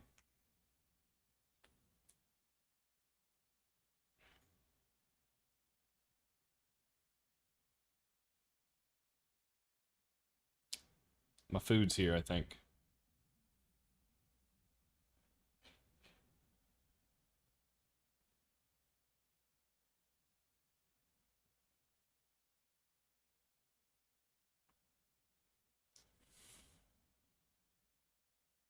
Yep, my food's here.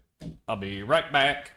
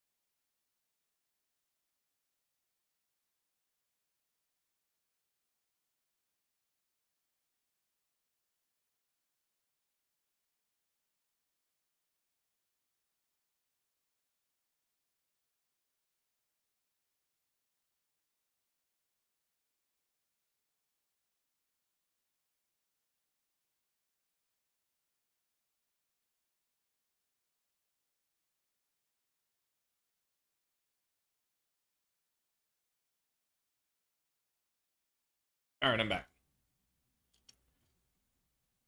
with food. I forgot I left my garage door open into the house, so I was heating up my garage.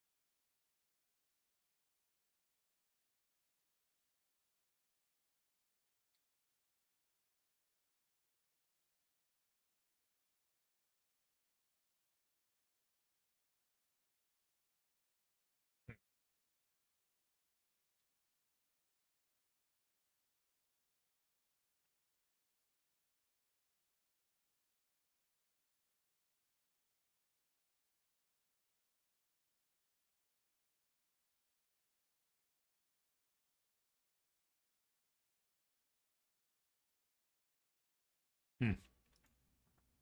Okay.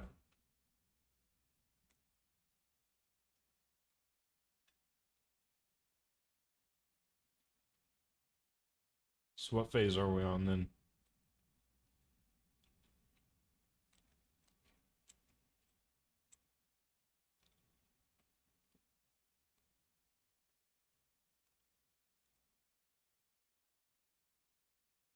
Phase 2, rat flex systems and pipelines with phase 3, parallel with phase 3.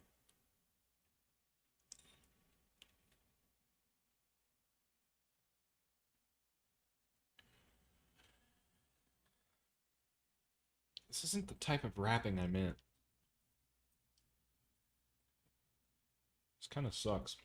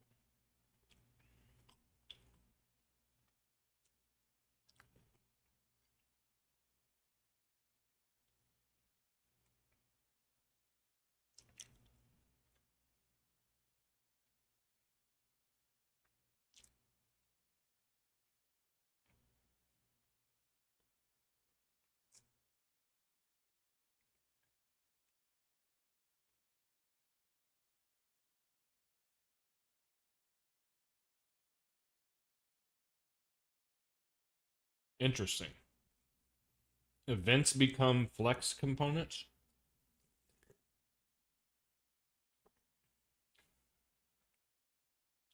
Wonder what we do about that. Hmm.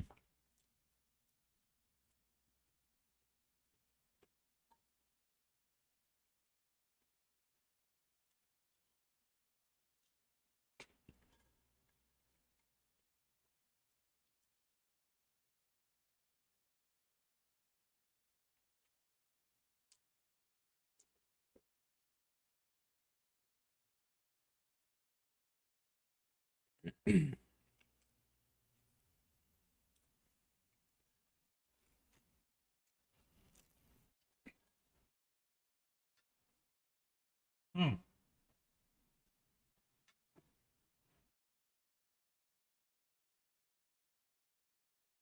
Mm-hmm.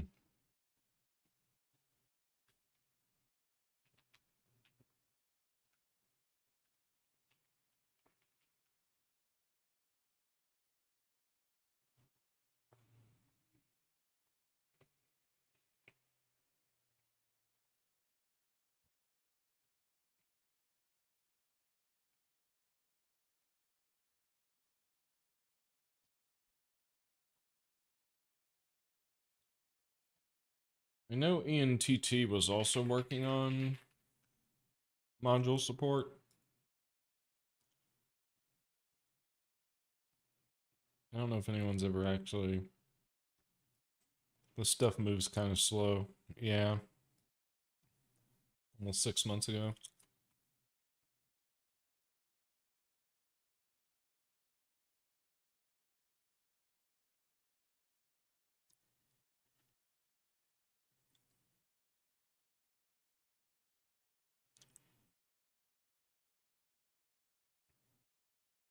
Yeah, we're literally waiting for someone to run the pipelines, I guess.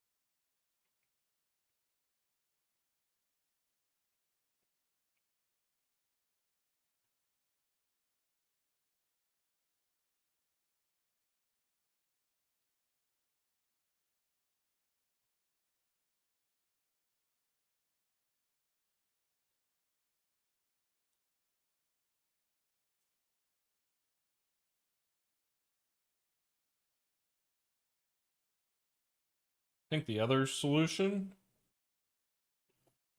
is if we could get access to GCC 16.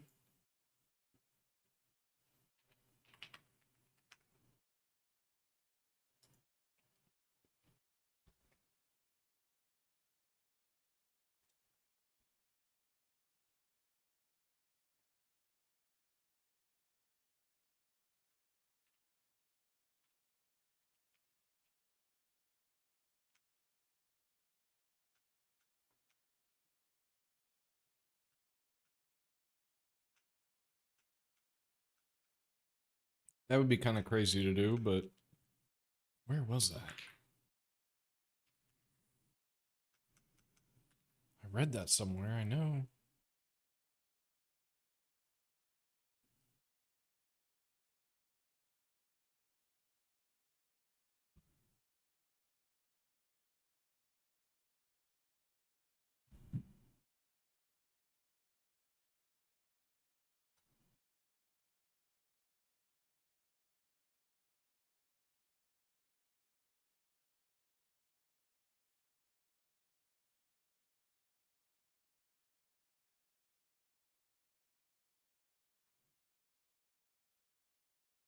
Something vibrating on my computer.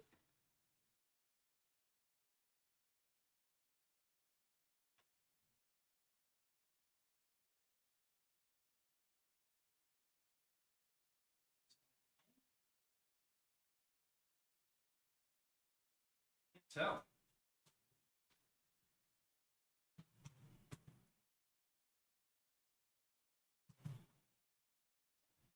I wonder if my fan has a bad bearing.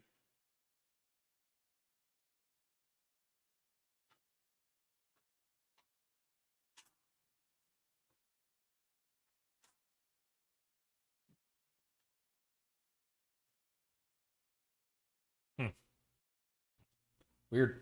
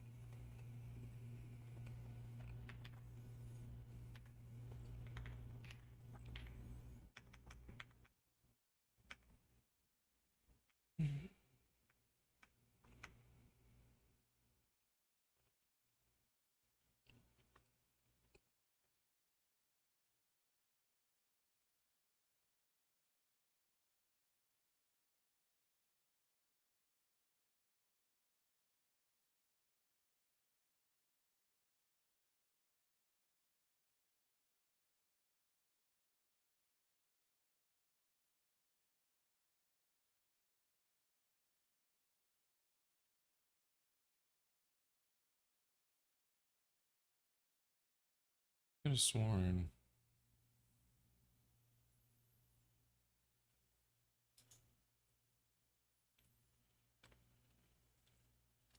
In compiling a module interface translation unit, compiled module interface files generated.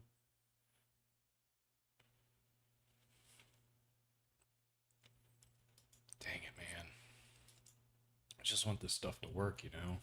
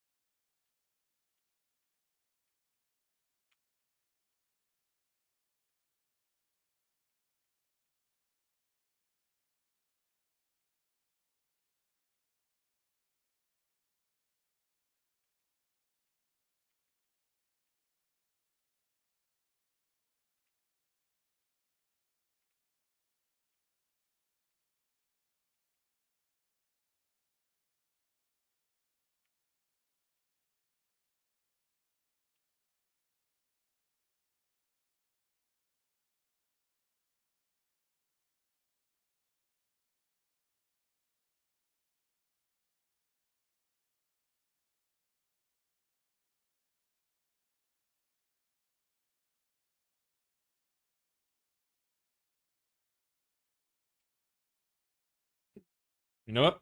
Let's see if we can just patch flex to get this to work. Wouldn't be the first time I've patched a third-party library. I used to do this with Qt all the time.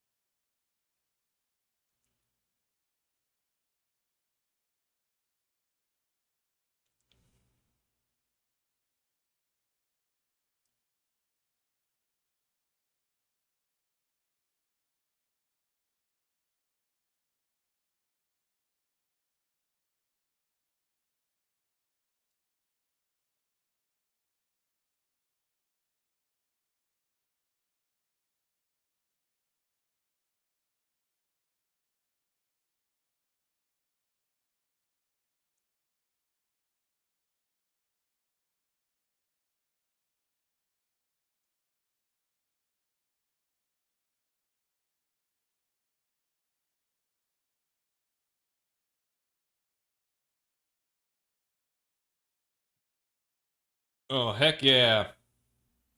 Thank you, Satisfying Bear 811 I6. I will definitely check out Top Viewers Smedge Online. I'll get right on that.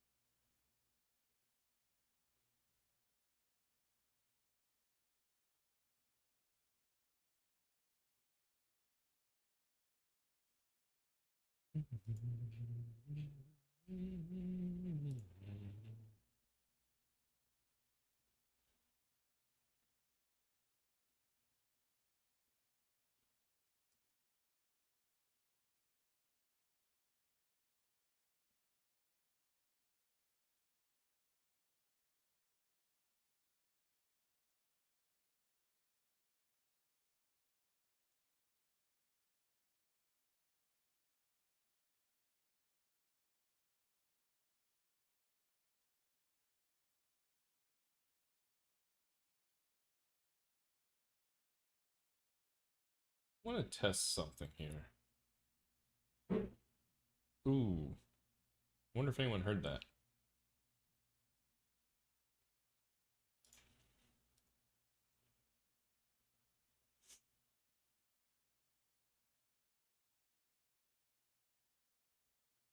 442 line patch? Say what?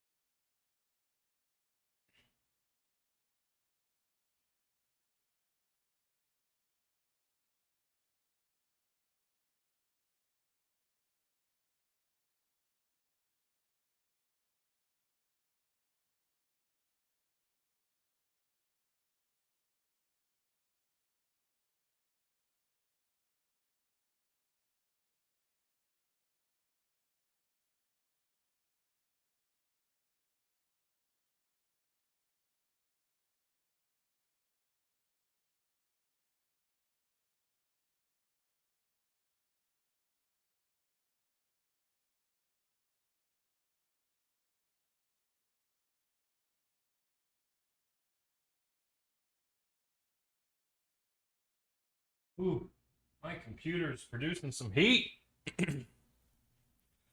Might have to open a window where it's cooler outside, get some cold air in here.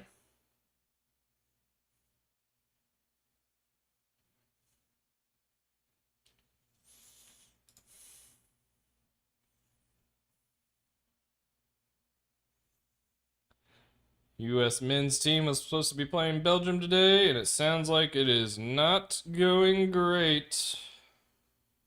I would love to see us be good one year.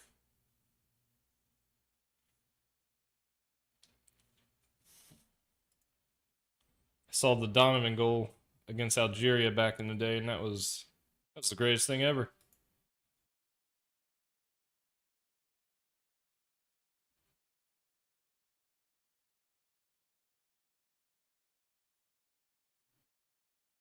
All right, we're getting there. Getting closer down to 3 errors. All about in it, Let me find and fix that.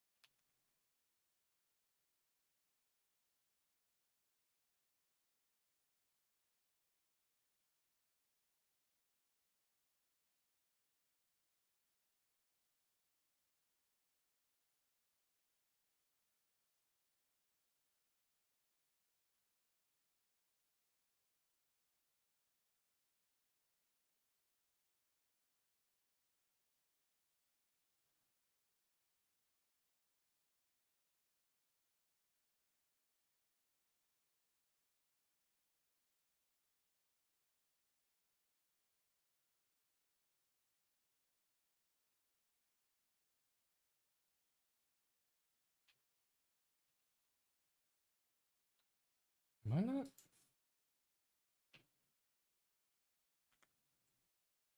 Am I not listed?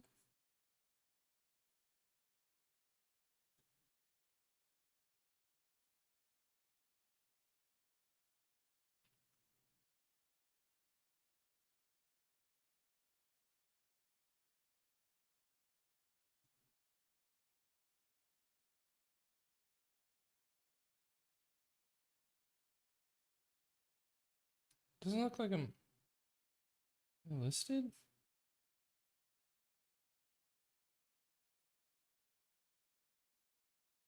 What's happening?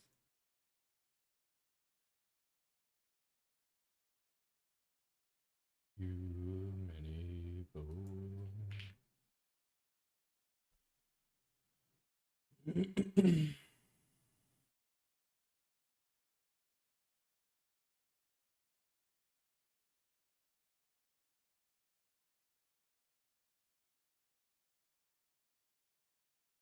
Oh, there we go.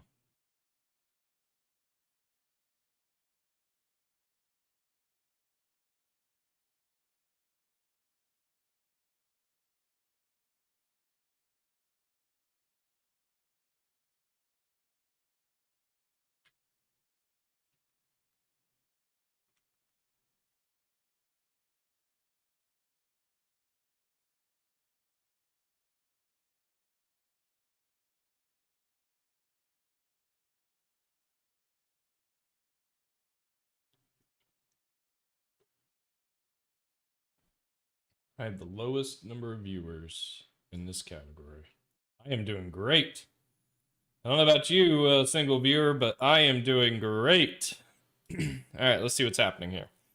GCC compiles cleanly. Now regenerate the final patch from the original unmodified source. Okay, so now it created a patch. It's going to try it one more time, make sure it's good.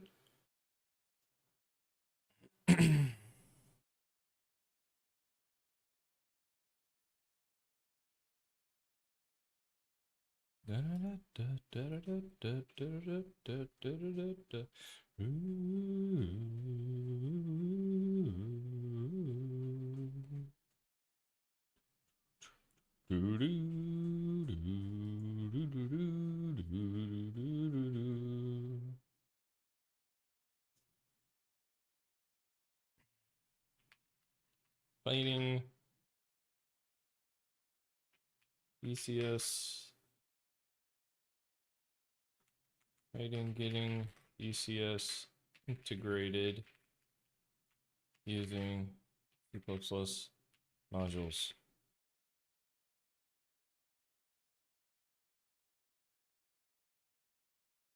Sure, save all, whatever.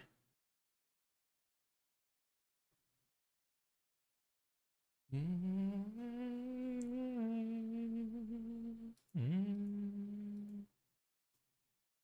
gotta see this patch file that was created. Oh my god.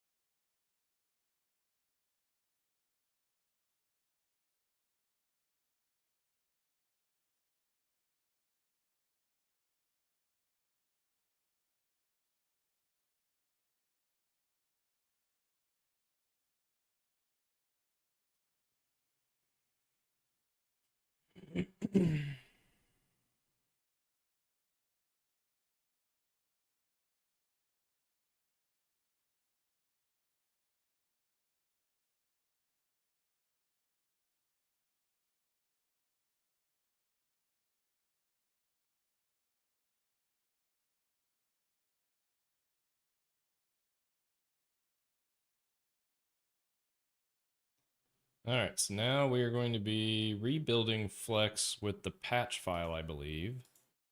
So that's good. Our VC package configuration points to the ports overlay, which is what we want.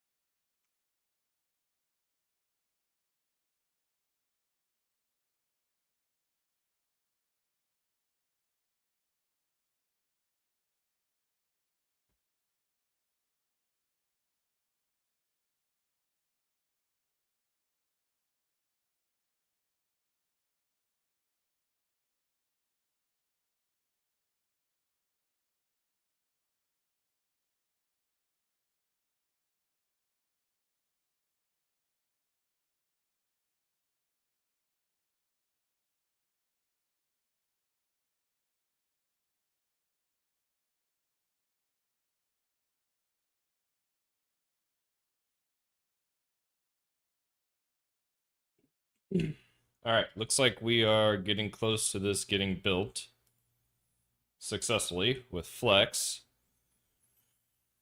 which will enable us to use the C++ API and modules, which would be huge.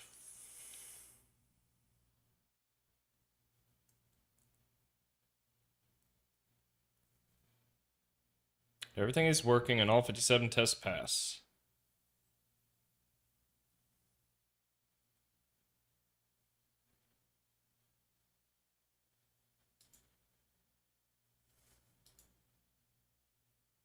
So it got rid of ecs.cpp, but it didn't change ecs.axx? Why is that? How can you say everything's working if you didn't change?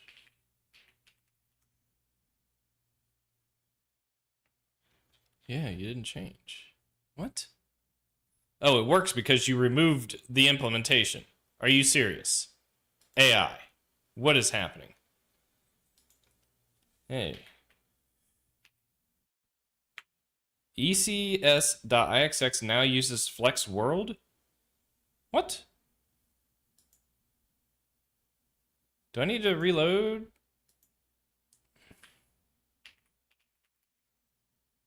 Reload window? Maybe it's struggling to pull in the changes? Show the changes?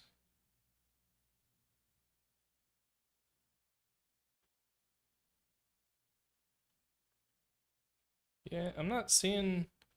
I think the AI just straight up lied to me. ECS.ixx did not change. Oh, unless it's not still working. Yeah, it didn't change.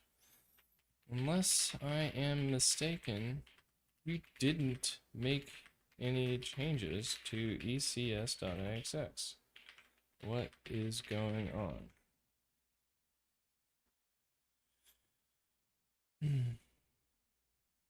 Right? If I run a get status, yeah, they didn't make any changes. The AI lied to me.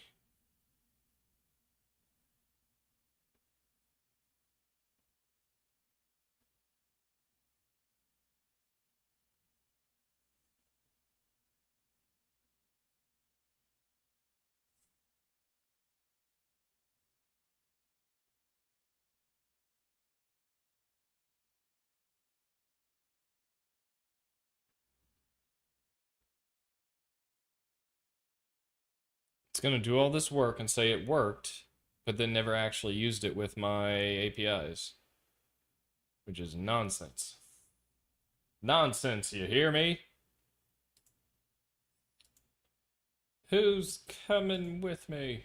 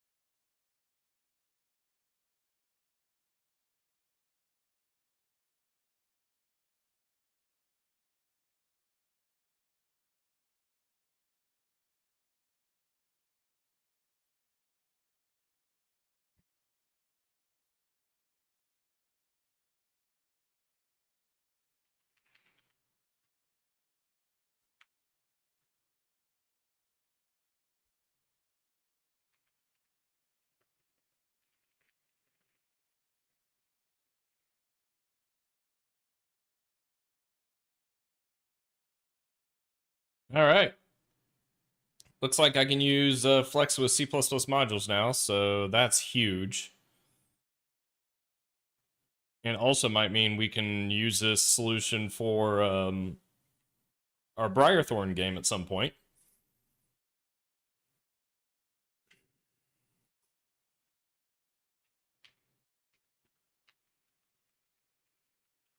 Oh, I gotta sneeze again. Apologies, don't mean to get so loud. Okay, so back to the plan. I'm almost ready for phase 2 and 3, but I noticed you are wrapping Flex nearly 1-to-1, and that was never my intention. My intention is to come up with a wrapper API that encapsulates the ECS architecture.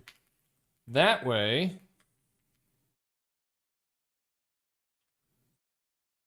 the user, I don't know if I want to do that though, because that kind of defeats the purpose of a Flex API, the flexibility of an API like that. I don't know what to do there.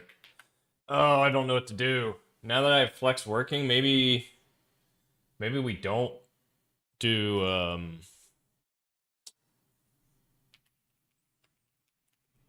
maybe we don't hide the API. I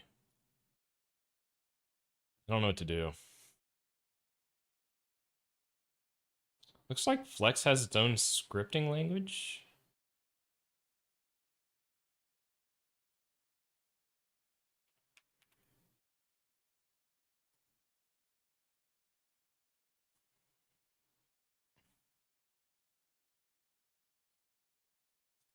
DSL for loading scenes, assets, and configuration. It's just the issue is like when I define nodes and stuff.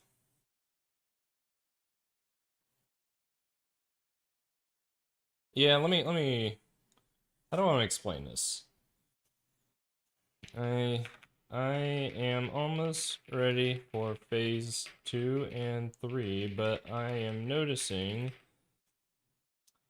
you're wrapping Flex with the same APIs it already has. When I was talking about wrapping Flex, what I meant was coming up with an API that encapsulates away the ECS architecture. That way, we don't allow components that don't work together on the same entity. I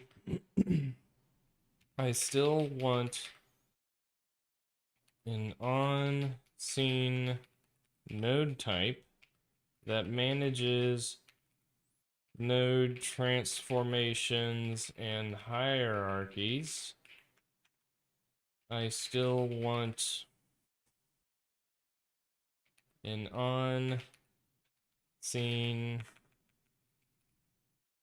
node rectangle to render a rectangle. These nodes under the hood are really entities with components, but the user will never know. These essentially become handles for Flex prefabs. That way, I can enforce strict API usage, making Awen easy to use, but hard to use incorrectly. Does this make sense? Do you need more examples or use cases? Do you need to revise the plan? Let's see what that says.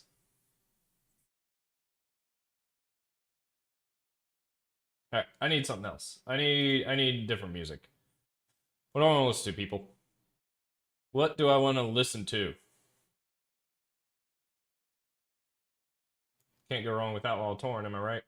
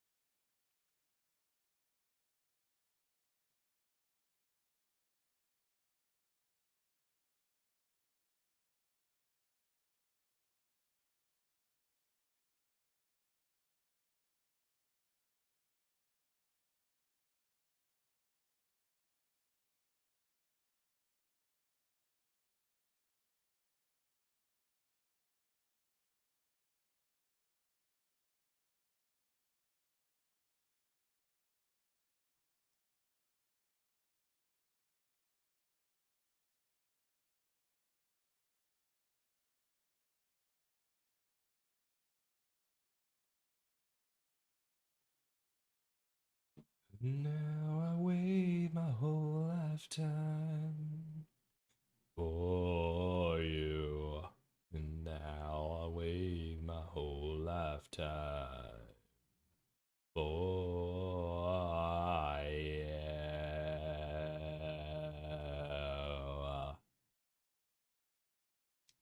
I don't know if I like this. I ride the tide.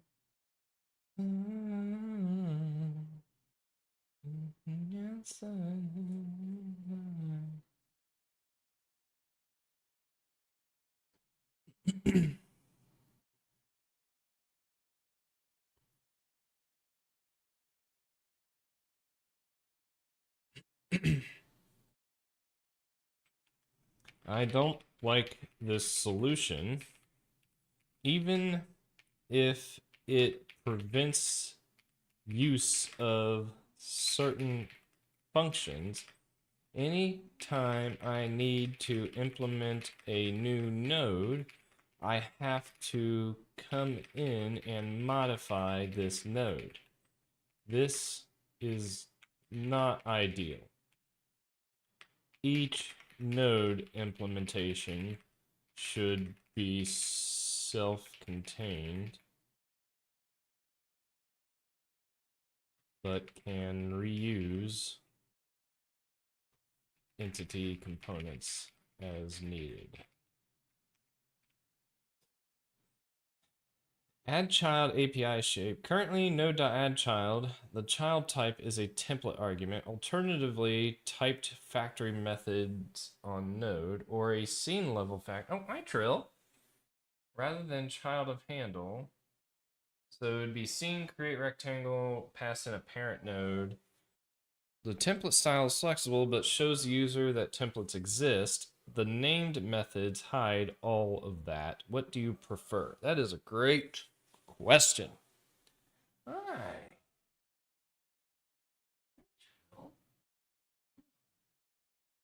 Kitty. What are you doing? Wake up from your nap. Wake up from your nap. Oh, now you're biting me, little punk.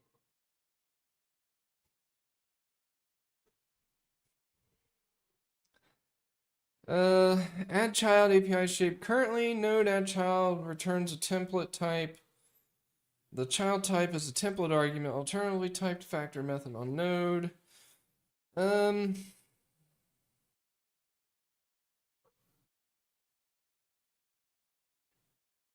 What do we do here? If I close my mind in fear.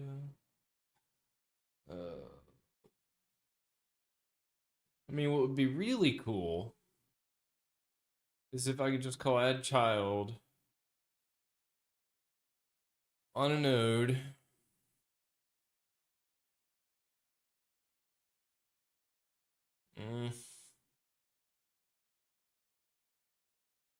Pass it in by copy. Under the hood, it's still just the entity handle, generically speaking. Ideally, we can. Ideally, I would like to pass in any node type, node based type into an add child function. Maybe even use concepts to restrict the typing. Under the hood of it all is just a flex entity.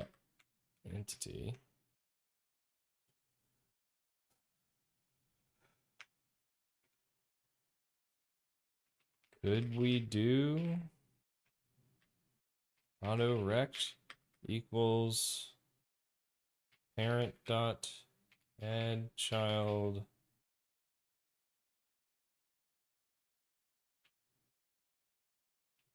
rect node?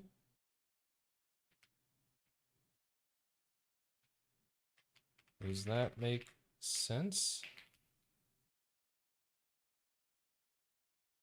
The idea is I can create an unparented rect that won't be rendered until it's added as a child to the scene, which is at the root of the hierarchical scene graph.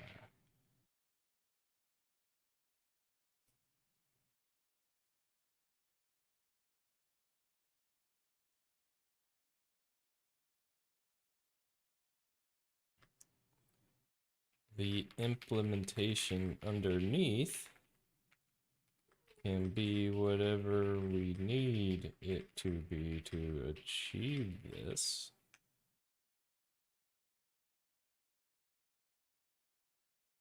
Does that make sense?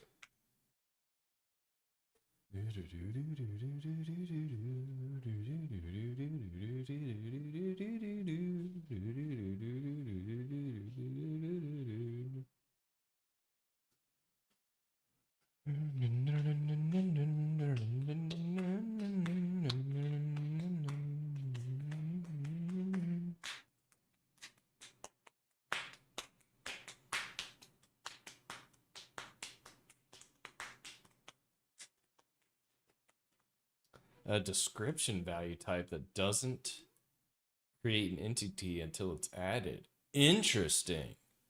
I could see that working.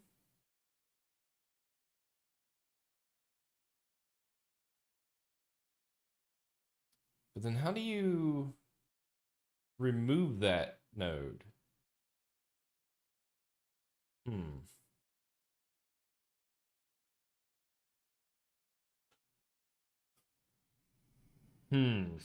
That is the question.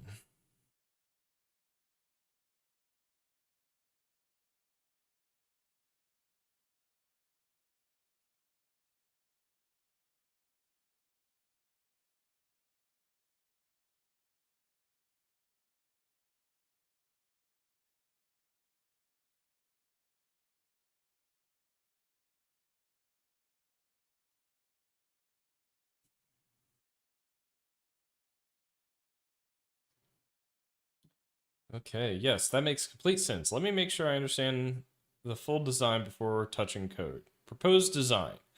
We create a concept called requires scene node tag. Ooh, interesting. So we're just creating like a yeah, we're doing something like this. We're tagging it. Each node type is self-contained. Oh no, can vertical see this? Look at this. Each node type is self-contained. Fields are the component data. So if you create a transform, a width and a height, a color, that's the components. Oh, so we use the same components. Okay. Available after materialization has been add child. Available after materialization has been add child. What?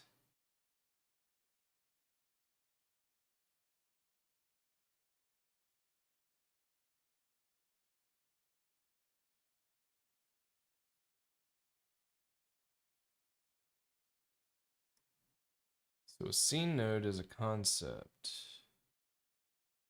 Each node type is self-contained. Fields are the component data. So then you create a scene, you get the root node. Root.addChild would be a rectangle.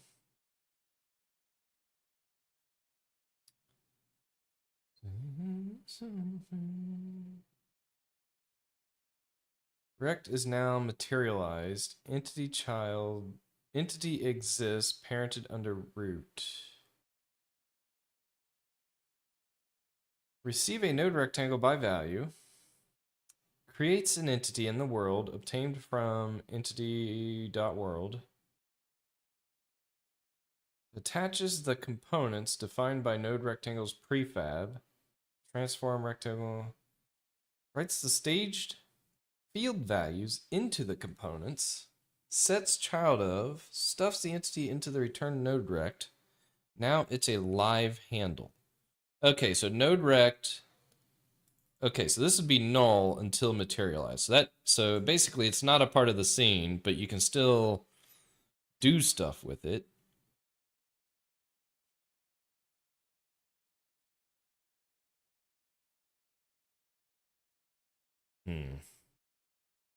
I want to be able to like update the values. Available after materialization has been add child. Well, I guess that's what this is doing.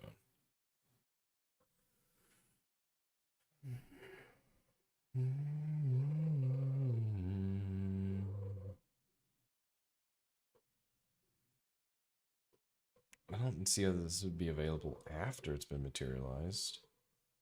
These could still modify these values.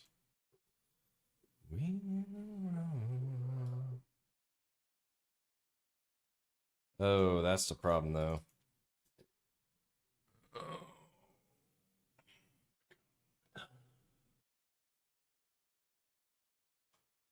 Oh man.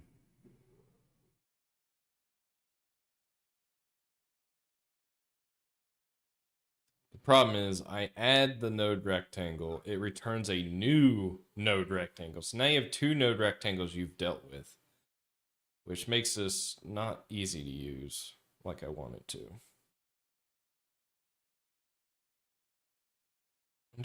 I was thinking that like you have this object that can be copied around. It maintains a pointer or this handle.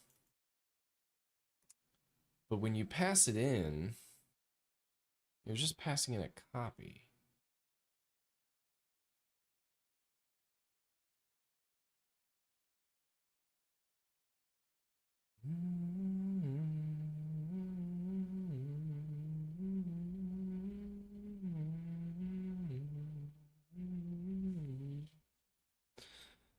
So, okay, instead of just staring at this, I guess I could sketch this out a little bit to kind of describe the problem I'm running into.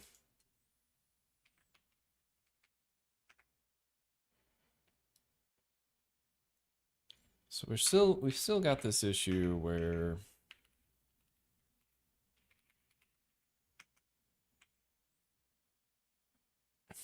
we can create a scene, which I don't even know if we need.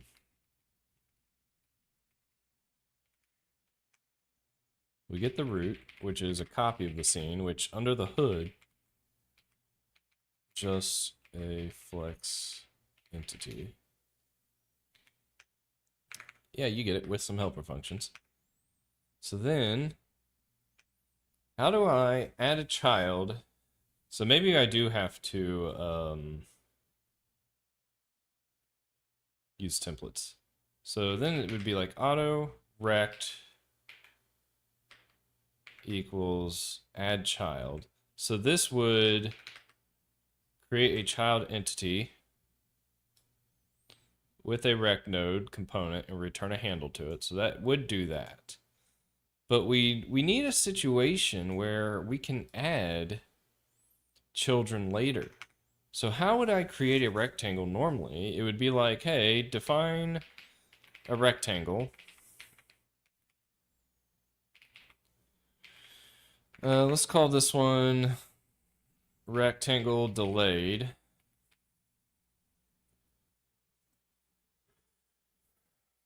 So what this is saying is, as a description, it has no entity.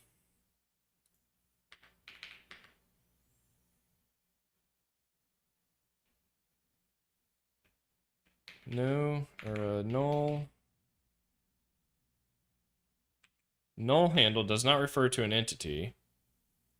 You can still populate it. You can still define values. But then how do you get it into the scene? So root dot add child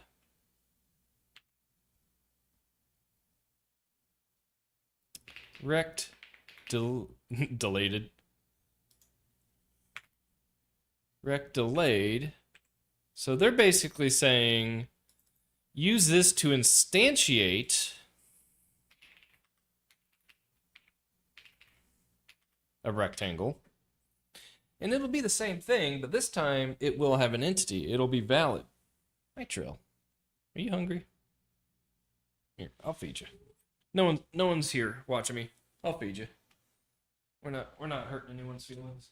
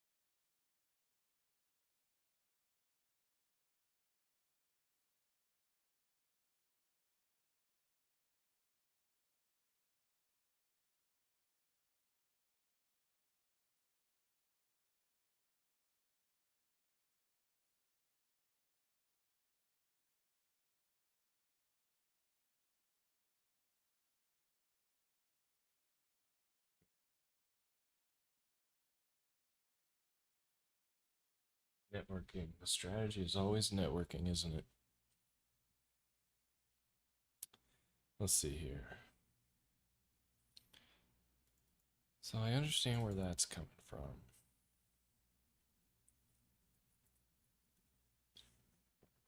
Honestly, I could just say, hey,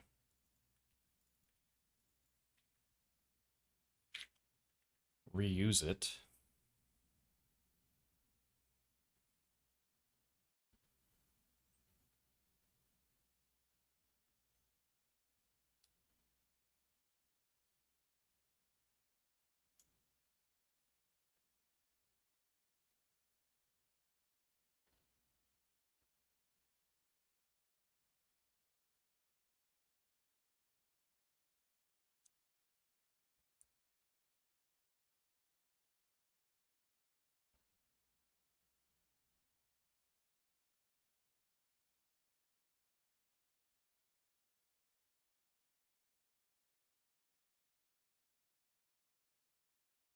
Attaches the components defined by nodes prefab. Writes the staged field values into the components. Sets child of. Adding new node type, node circle requires 0 changes to existing code. Just create a new self-contained struct satisfying the scene node.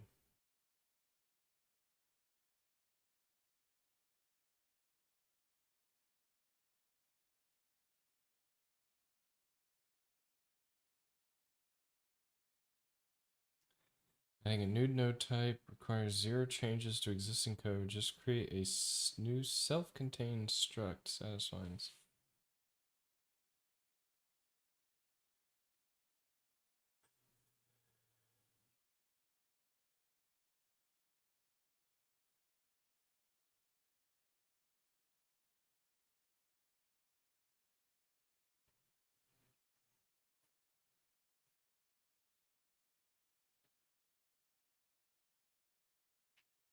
I don't know what it looks like, but ideally,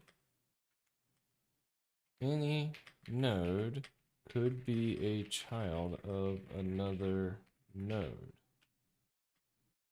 I would have some API that lets me iterate over child nodes and attempt to cast them to a type to see if I can access their state or an API that lets me pass in a lambda for a specific child type.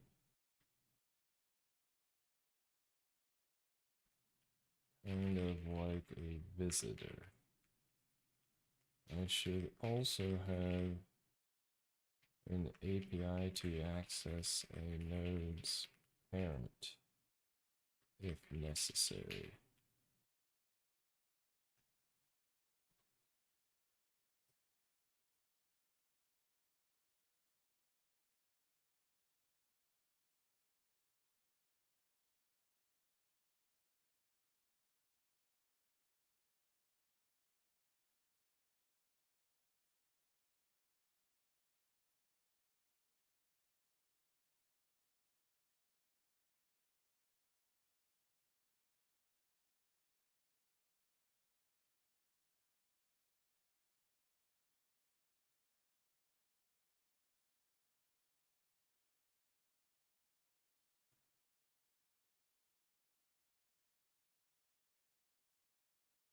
Are you there?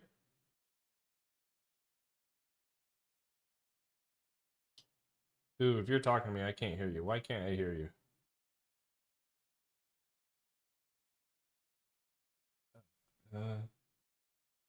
Oh no.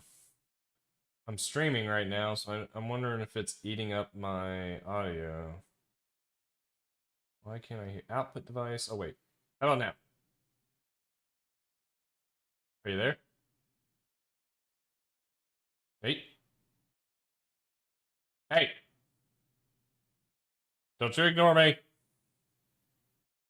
Hey! Punk.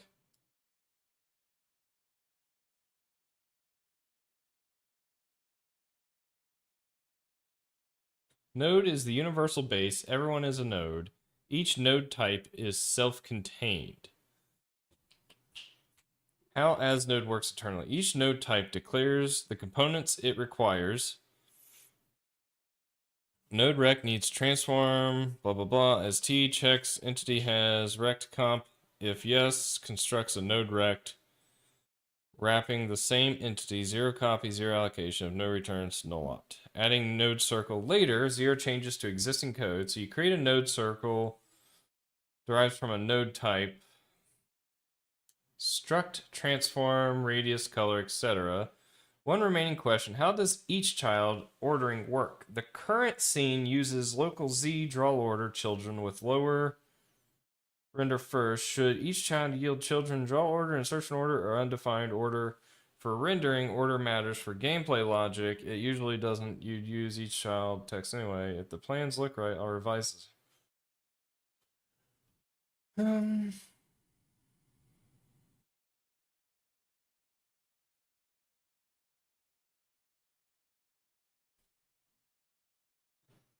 I think each child could have an enum that defines the traversal order or something that can be passed in as a template to define the order.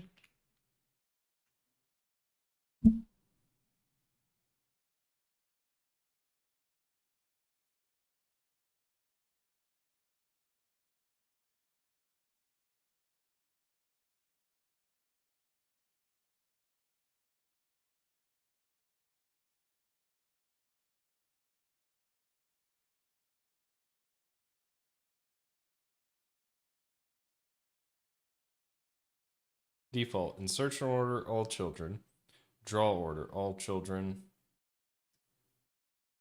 panel default insertion order only node text children, draw order only node rec children. I like it. The reason to prefer non-type template parameters over a regular function parameter. Internally, draw order means sorting flex query results by local Z components before calling the lambda. A different code path entirely encoding it at compile time means no branch, no runtime, dispatch, just two clean specifications. Does this look right? If so, I'll update. Yes. This looks good.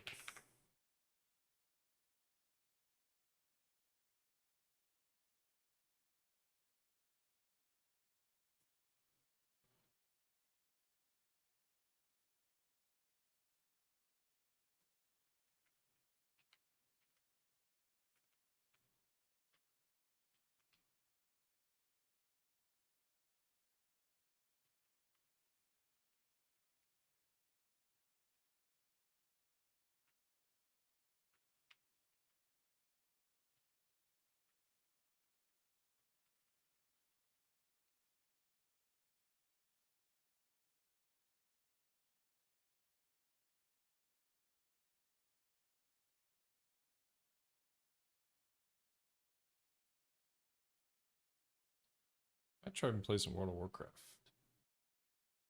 Maybe I'll do that once I get this defined.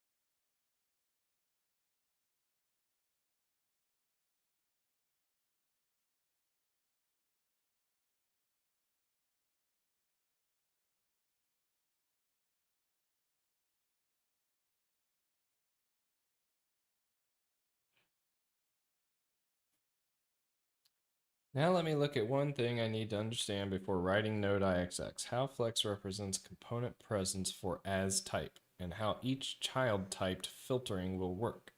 The key question is, how does each concrete node type declare which flex components it requires? I'll use a static const expert trait on each type. Be curious to see what this looks like.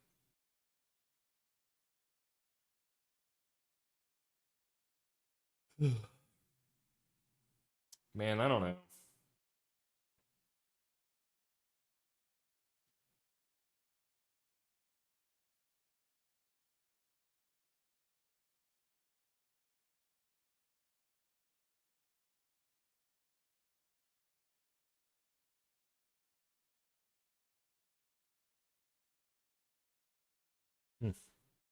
I guess while we're waiting for this, I'll do the streamer thing and play what is it, Wordle?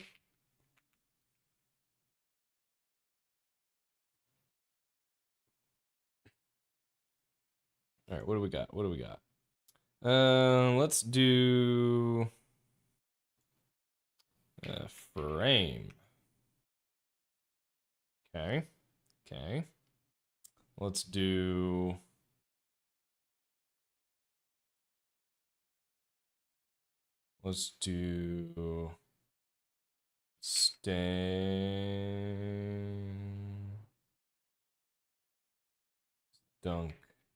stunk. All right. So we have an F, an A, and a T, and none of them are in the right spot. So what do we think? F, A, and T.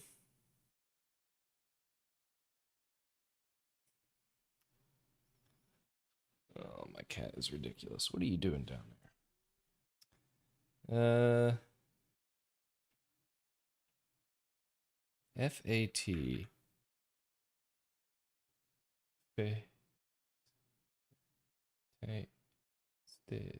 Staff. Not staff. Flat. Splat.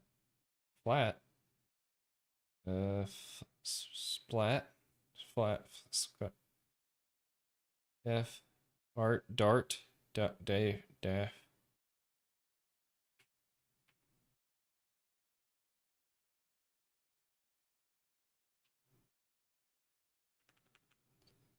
TAF.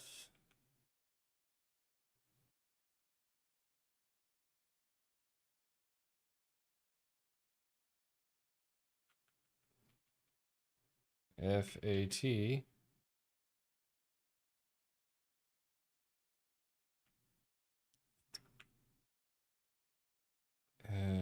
AFT. Like shaft. Shaft. I don't know if I have anything there, so let's just get another word going here. Phone.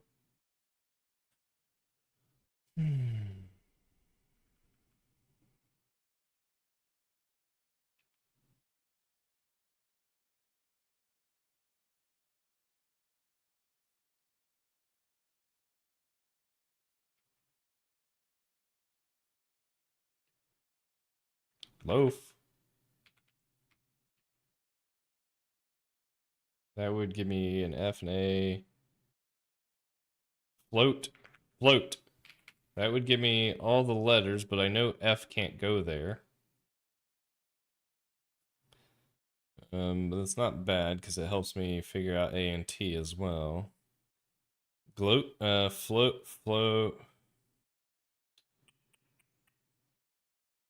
I'm gonna do it. Okay, O. Okay, O and T. Alright, and we know A can't. We already know that. Okay. But we have 4 letters. So something A O F T.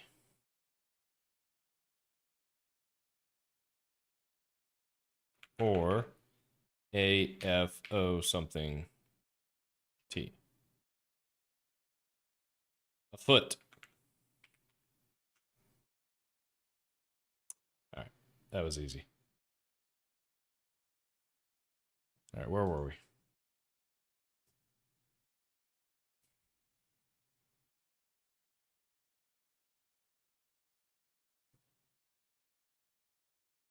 Oh, this is in the middle of implementing right now. For some reason, I thought it was planning. Interesting.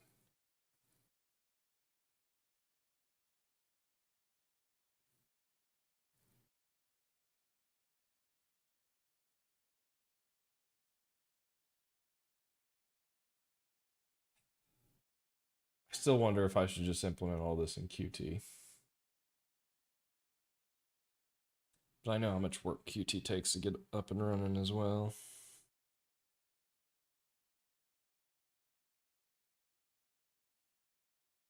Are you attacking my foot? What are you doing?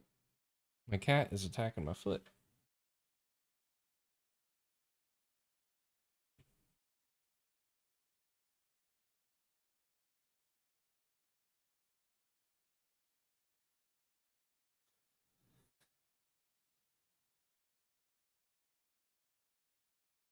I don't even know what I... Let's see. No, I want to do the step back behind in a bush. Homer Bush.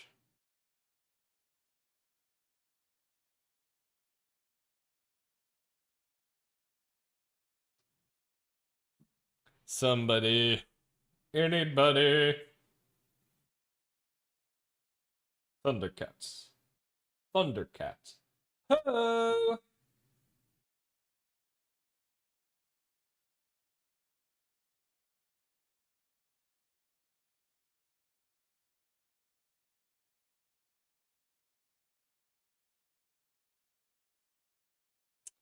feel like I could be getting some other stuff done while I'm waiting for the AI to generate this code.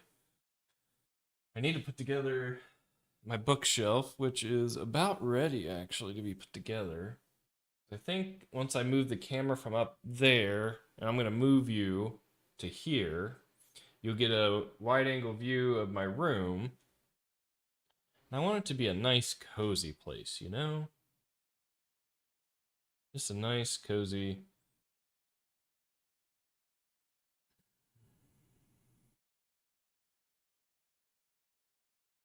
Now all 4 node types at once. What is going on here? What are you doing, cat?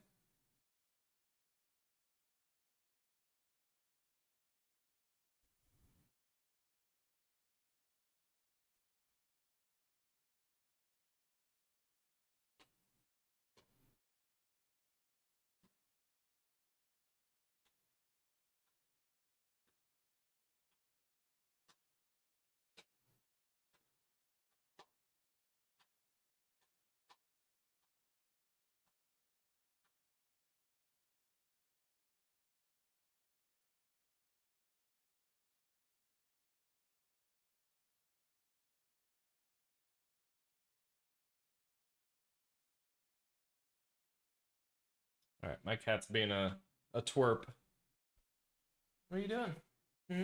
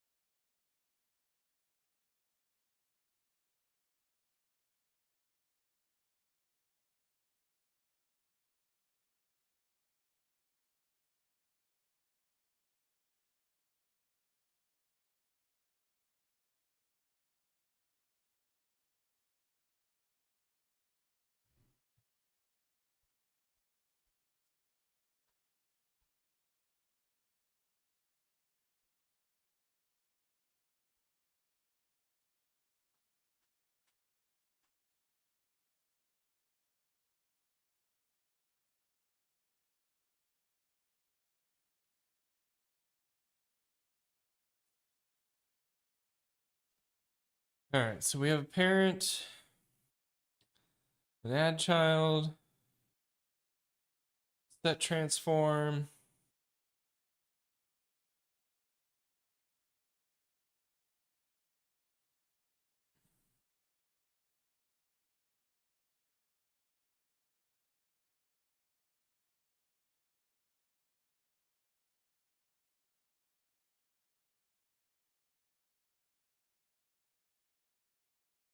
Each child will be based on child order, default insertion.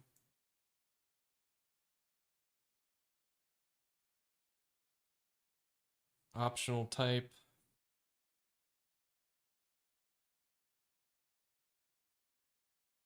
As required components. Interesting. Do we have to override this? Returns true when the entity has all components required by this node type. Constructs a live handle from entity, reading component data back into fields.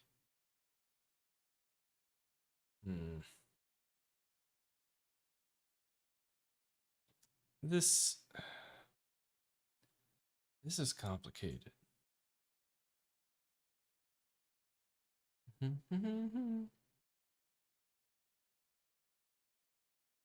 is this? Okay, so we have a scene node concept. And it's a scene node if it has the required components function, the from entity function, and the set components function.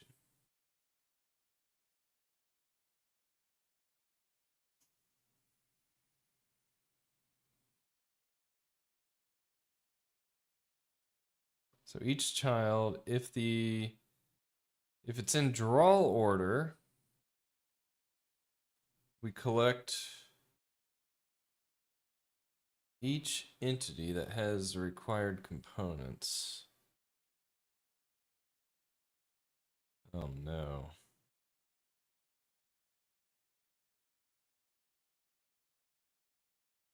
Probably fine. So then we sort the children.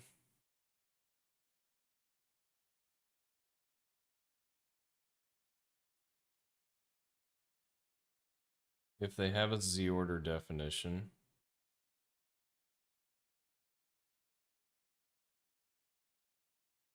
Then we loop over the children, pass them into the lambda based on that order. Otherwise, it's insertion order, so you just iterate over the children.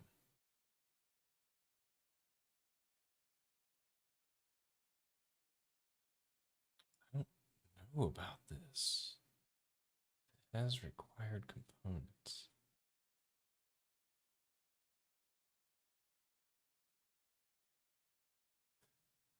If the entity is alive, is not alive, or it doesn't have the required components, return a null opt. Otherwise, return the node.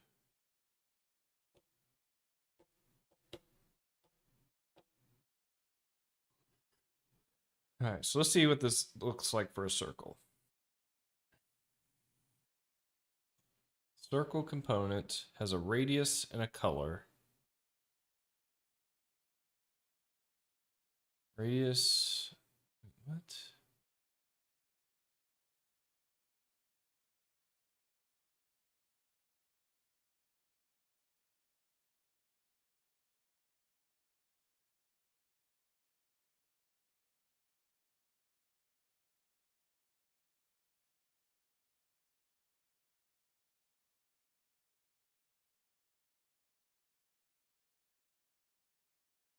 I don't know about this.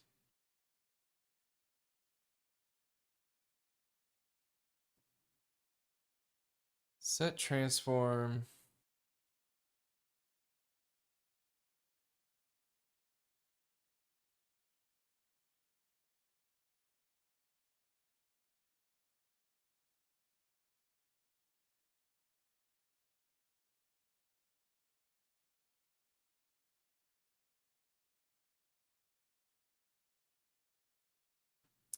Has required components. So it's just, okay, so it's just It's just making sure. Okay, so we have a component that defines what the entity is, basically.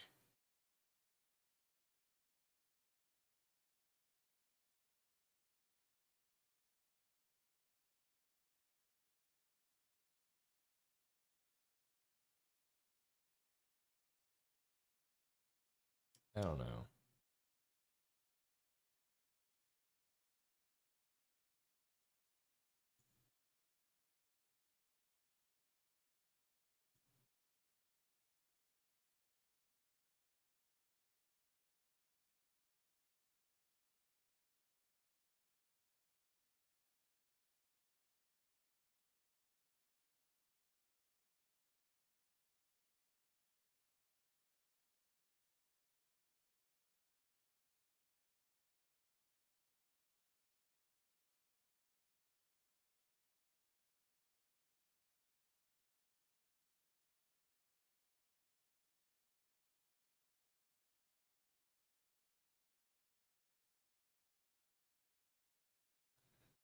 So as long as an entity has the required components, it can become this type, even if it wasn't originally intended to be this type. Which I guess kind of makes sense because it would be like you're deriving from.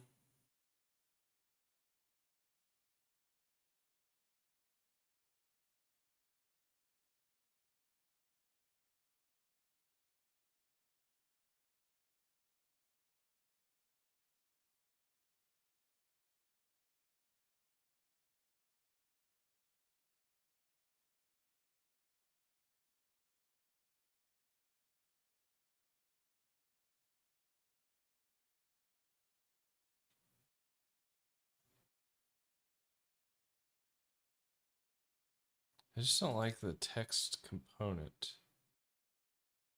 So we have a node text.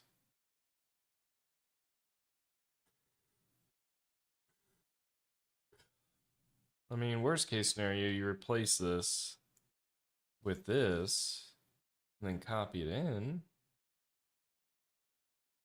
Look at this. We have to define set transform every time.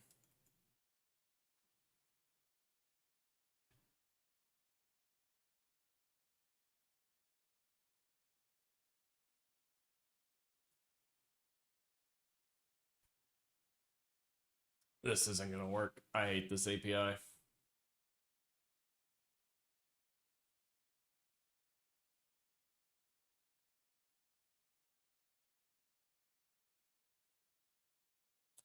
Freaking hate it. I don't know what to do about it. This is insane. I should not have to do this.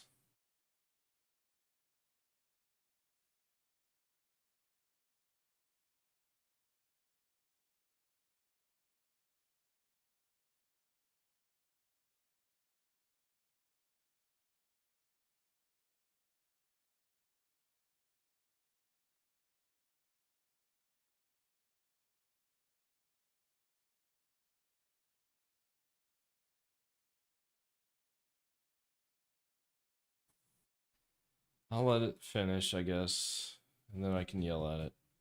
I don't like this.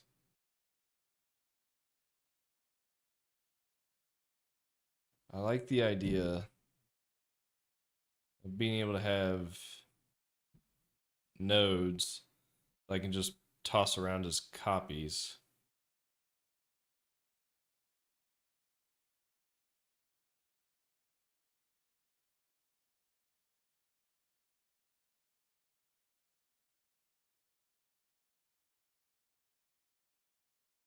But this isn't gonna work.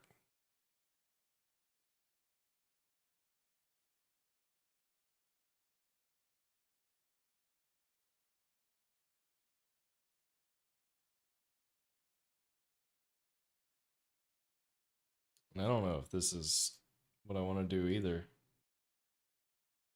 I thought there was something you could do with flex prefabs that are cleaner than this.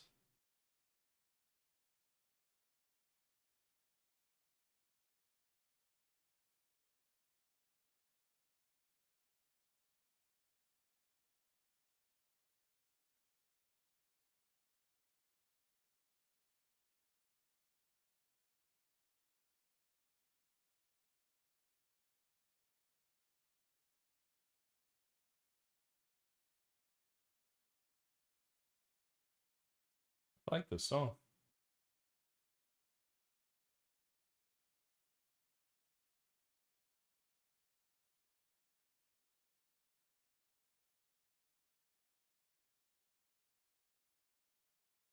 What's the weather like? Maybe I need to go for a walk.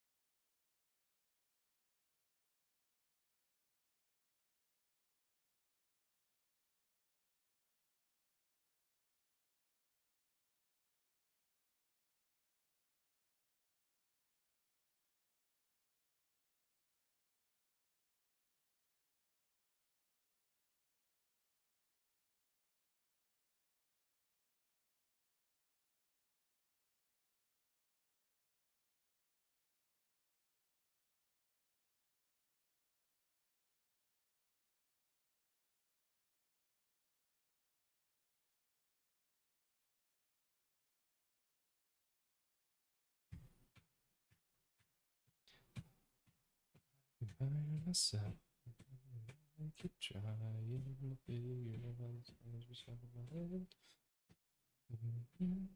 trying to figure out it's so confusing. What should I do? How should I turn into dust?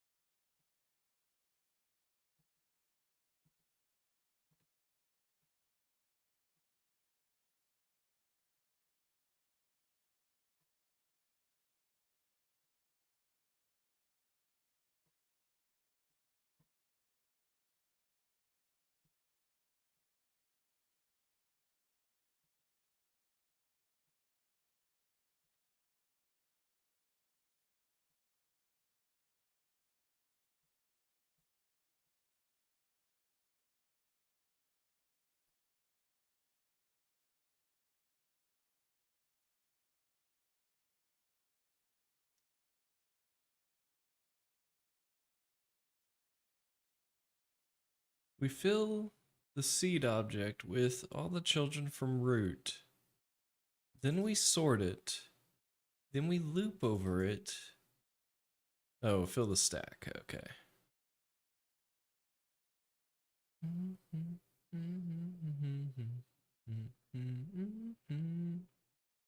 While the stack is not empty, we grab an entity parent world transform, get the local transform.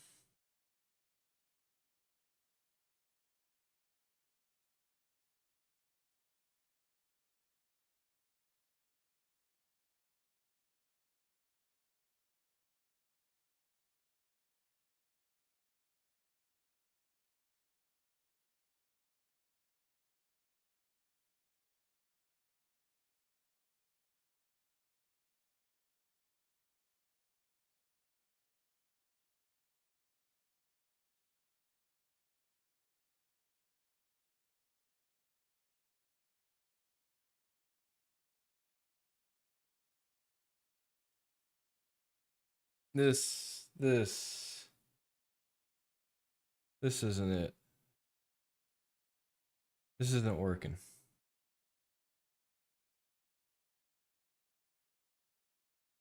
I don't want to do this anymore. I just got started.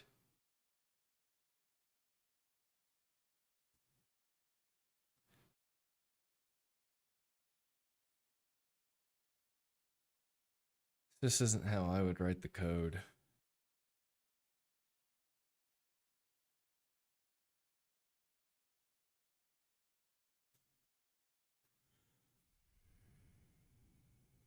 This just isn't how I would do it. This isn't working. I think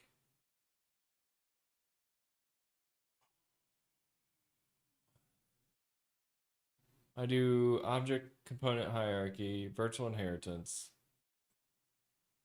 Under hood, we would still have the synchronization build point or whatever. That is where we would create our entity components.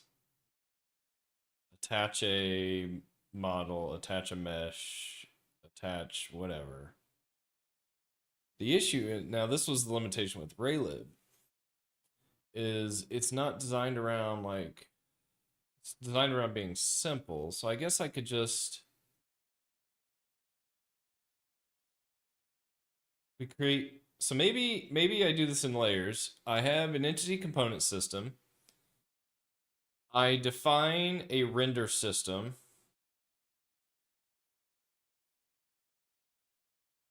Yeah, this isn't working. I'm stopping this. This cost too much. Yes, undo. I don't like any of this.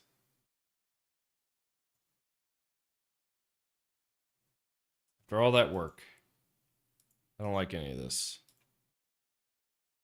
Discard everything. No, don't. No, no. You misunderstood. This guy, this AI misunderstood everything I was trying. Gosh darn it.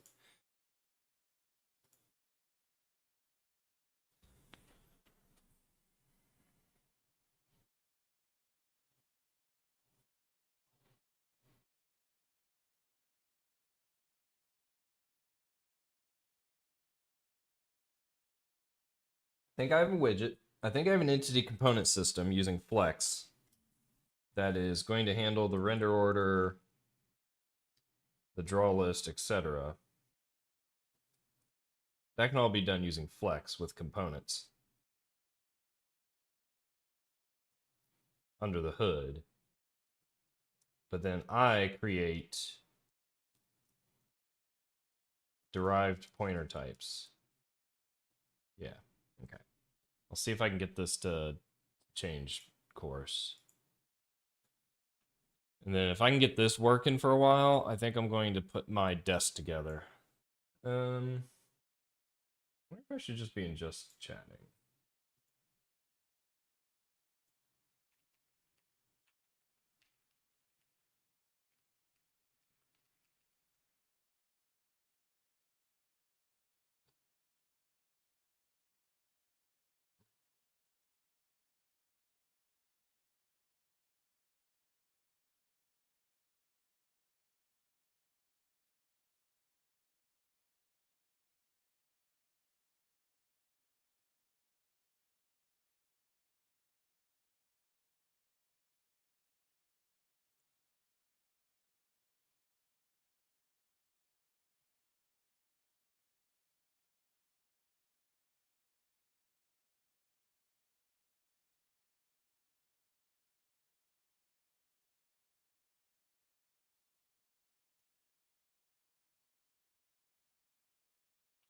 Change of plans.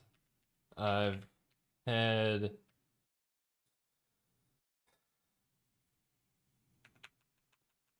I want to do this differently.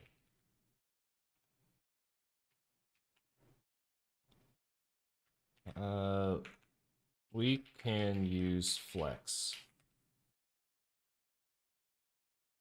to implement the scene graph, reversal, draw order, etc.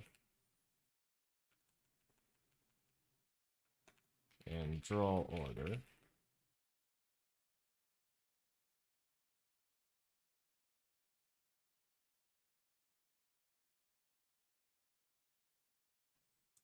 components will define what to draw and where to draw the flex entity nodes.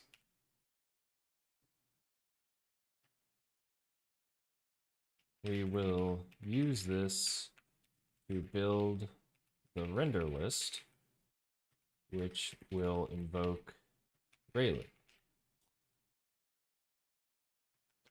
I think I want to do this and get this working first. Afterwards, I've decided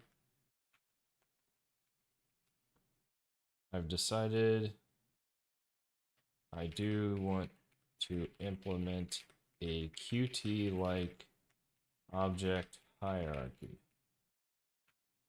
Qt-like object / Q quick item hierarchy. That means I probably will need a Awen core object to manage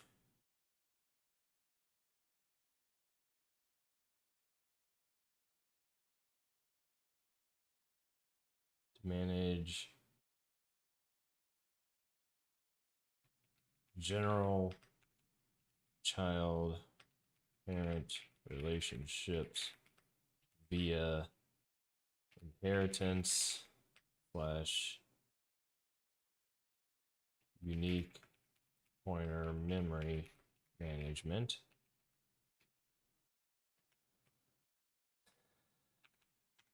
I think I also want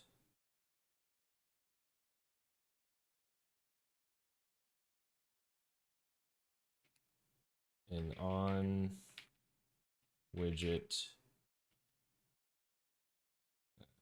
I call it oh god. I call it graphics. Graphics. What do I call it? Graphics widgets.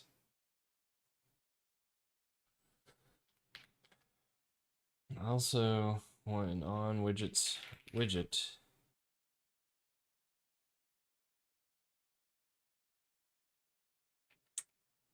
that will be designed around assembling flex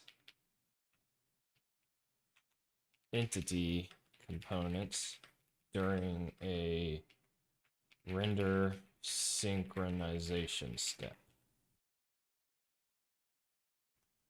What do you think? Even though I don't really care.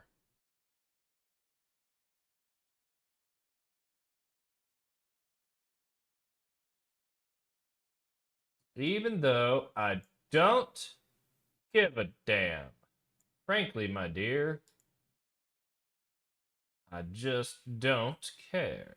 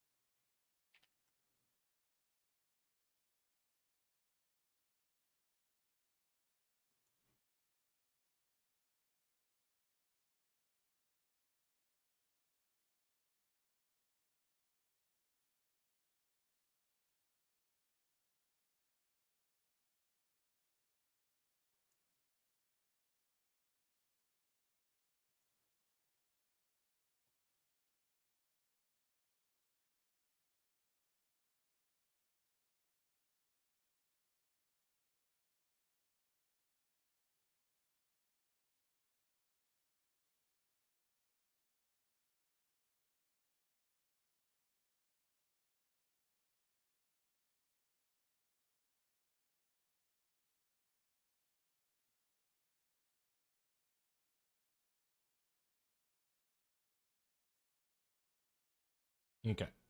Now let's see what he says. All right, what I think. The architecture is excellent. The 3-layer separation maps cleanly to proven patterns. Flex scene now. ECS is the data plane. Entities, components, hierarchy, traversal, draw order. Nothing smart, pure data. The render system just queries, etc., and emits draw commands. This is the right foundation to build on. Object, Qt-like, the ownership plane. C+ parent-child via unique pointer signal slot via your existing signal. This is a lifecycle management completely decoupled from rendering. Qt's model is battle-tested, and the semantics are well understood.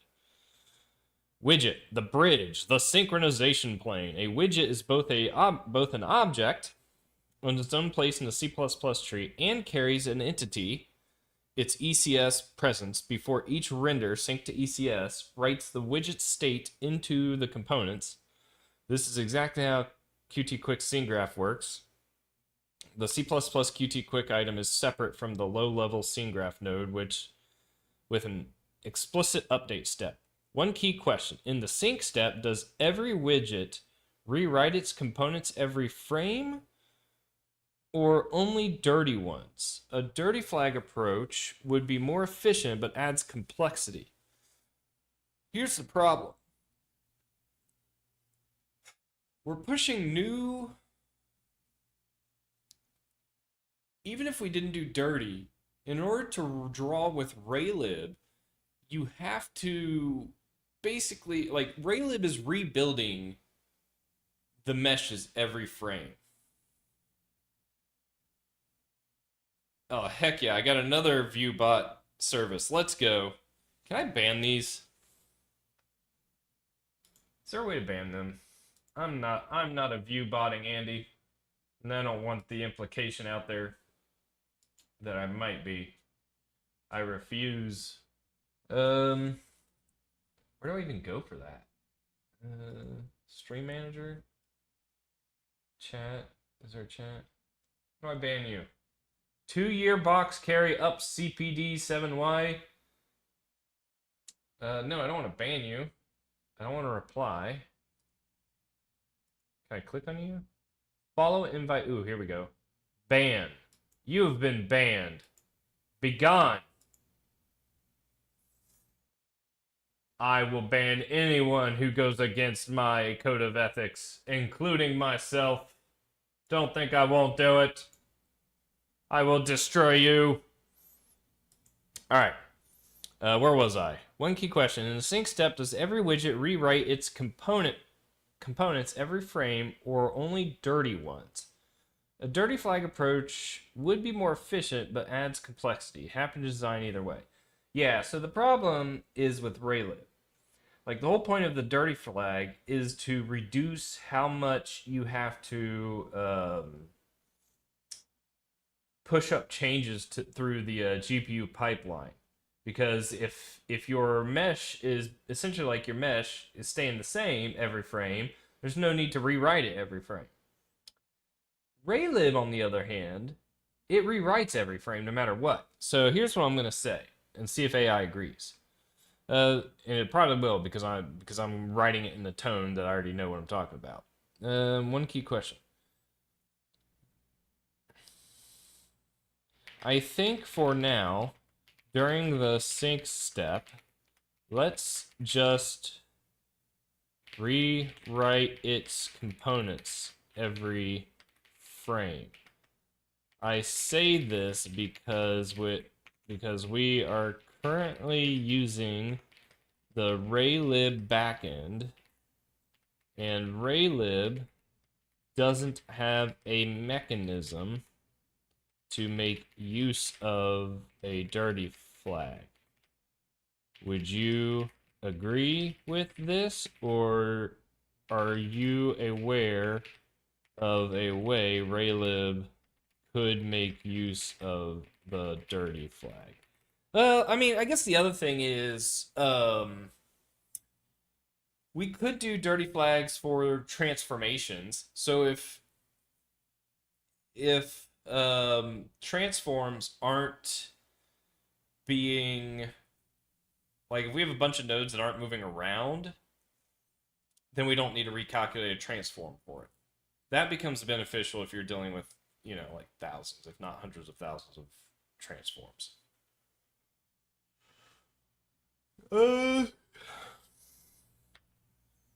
On second thought, maybe handling dirty transforms at a minimum.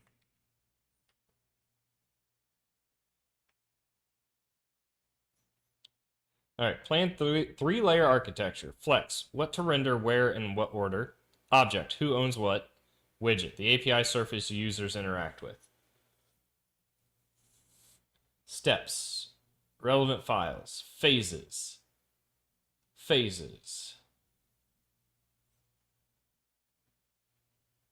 Before each render frame, engine walks dirty widgets and calls sync to ECS on each, writing C++ field values into flex components.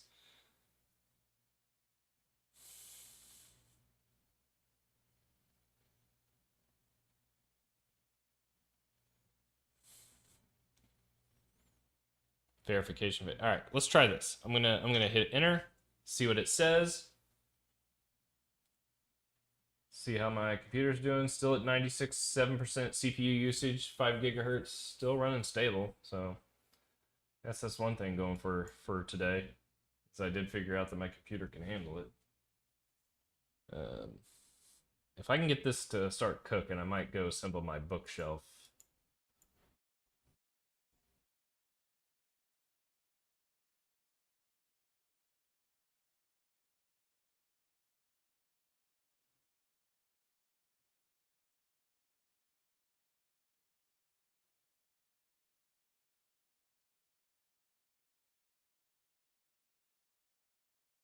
Two views, but not viewers, huh? That is the life of me. All right, what do we got here? You're right to question it. Here's the honest analysis. Raylib is immediate mode. Every frame starts with begin drawing and a clear. Raylib holds 0 state between frames. Every draw call must be submitted every frame regardless. So a dirty flag on visual components literally cannot save any work. The draw calls have to happen anyway. Dirty transforms are similarly unproductive here. Oh. World transform propagation during build draw list is just 2 float additions per node inline during traversal. Even at 10,000 nodes, it's 20,000 additions. Under 1 microsecond.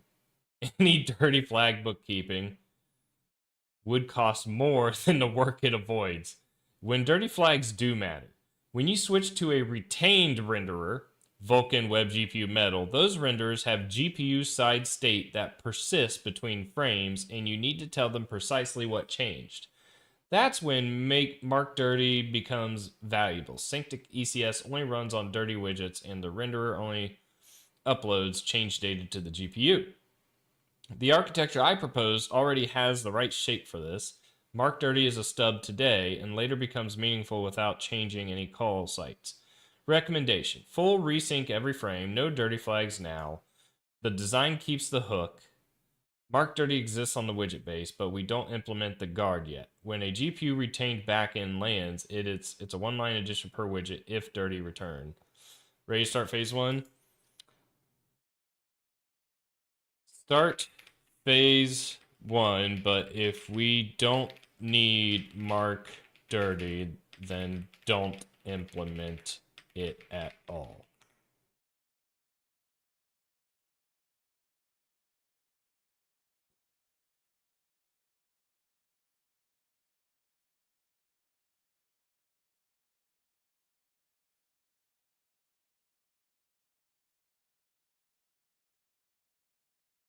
Okay. So I think I'm going to let it do its thing. Make sure vertical can at least see what's happening. I think it can. And then let me go grab my... Oh, it's right here. Grab my box cutter. And I'll see if I can do what it takes to start assembling this bookshelf. Say I got something done today. Let's see here. This thing's gonna be heavy. Ouch.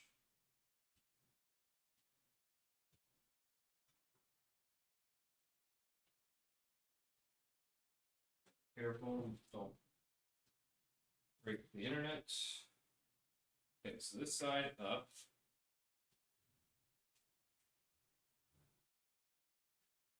I don't know. Should like I'm here?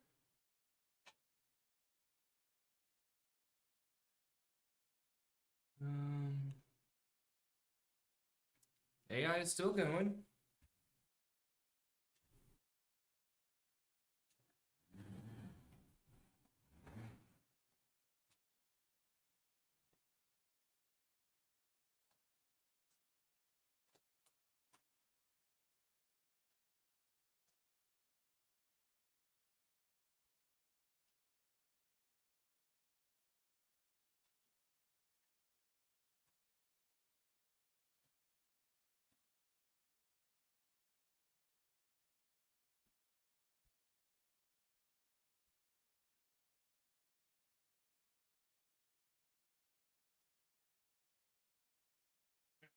Bunch of styrofoam that I need to go throw before I get a bunch of bits all over the place.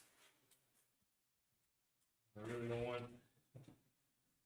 this being a mess all over my room. Catch my drift.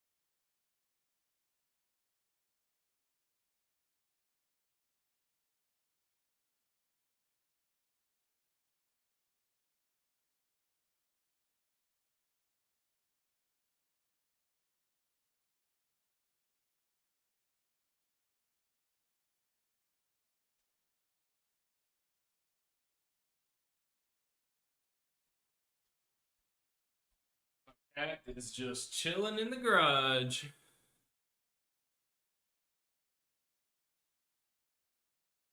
AI is still cooking. Alright, what do we got here? I think this is all the tools. Or not tools, but all the parts. Oh my god, yeah. A lot of parts. Oh no.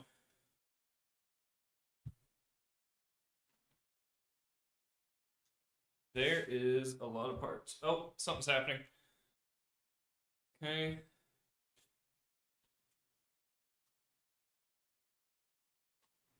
Is this the instructions? What do we think?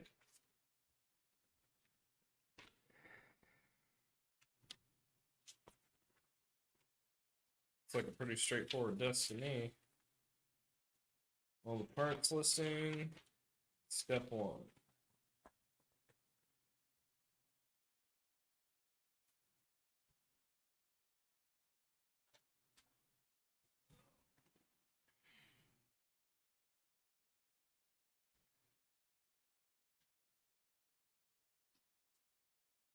A little warm in here, I think.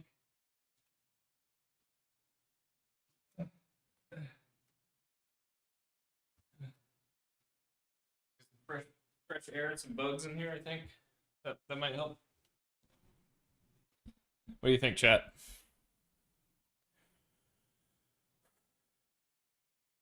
Nothing?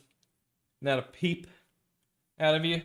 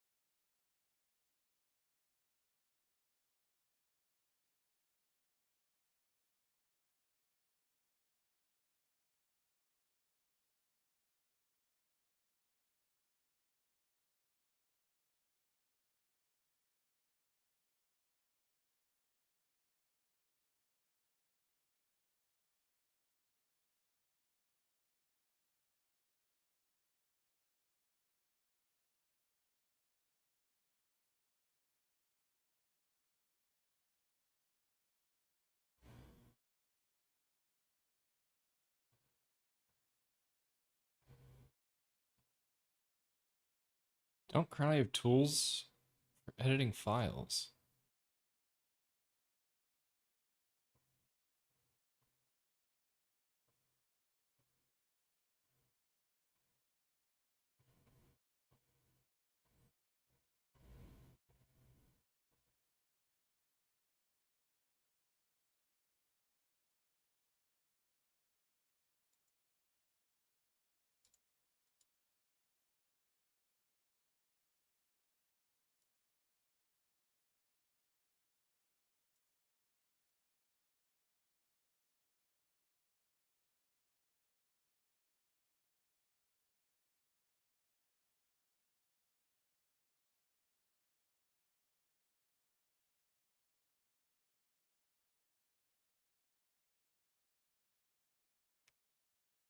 Replace pool-based scene internals with a Flex ECS world, keeping the exact same public API. No dirty flags anywhere. Core rewrites. Node ID. Replace uint32 index generation with uint64 is valid returns.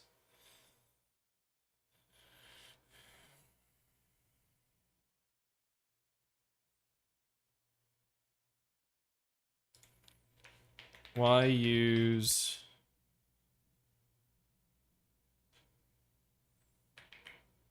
instead of uint64t, can you use flex entity or flex entity type directly? I'm okay if the scene library exposes Flex API if it helps simplify code.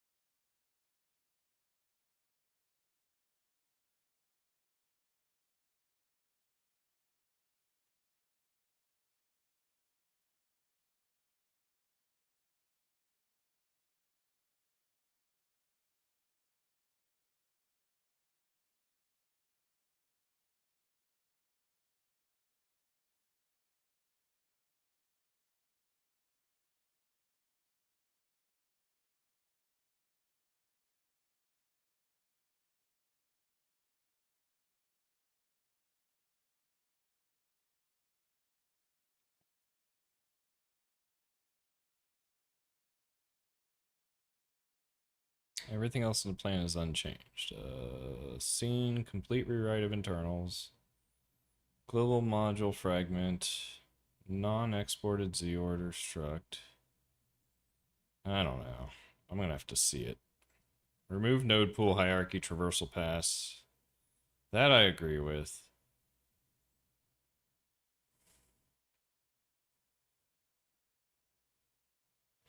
We started.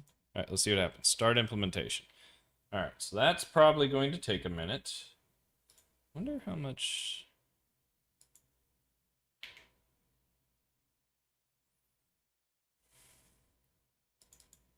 think I'm still good on memory.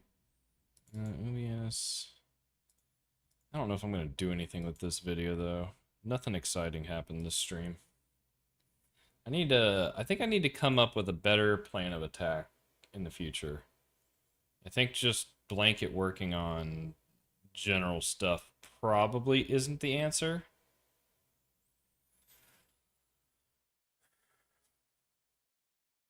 But I'm not sure. So I'll let it do its thing here. Remember why you started. Remember why you care.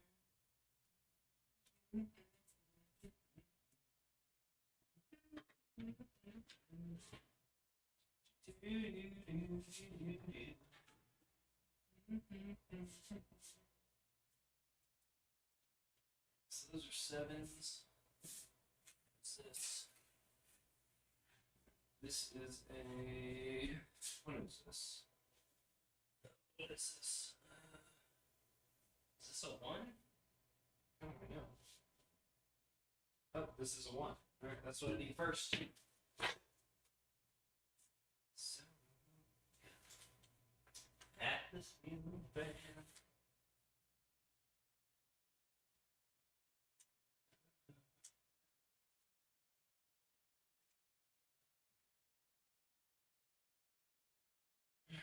Let me think. What do we got here?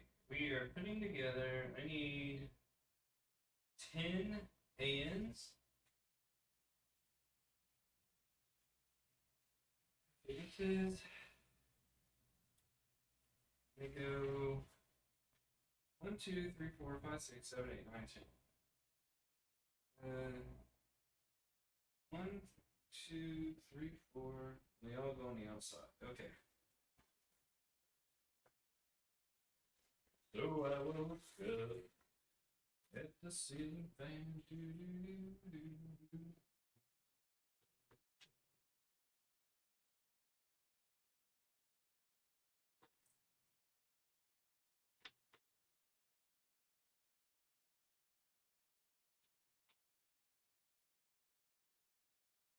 It's gonna be a pain in the butt.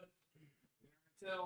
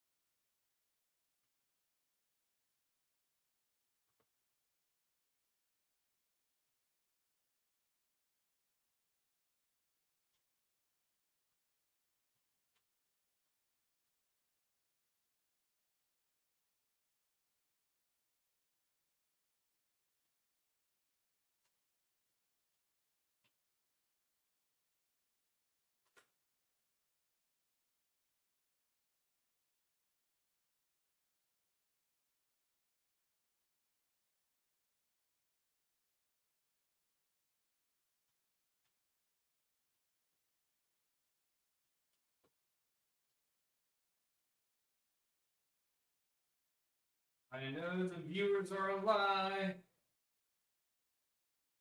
They are a lie.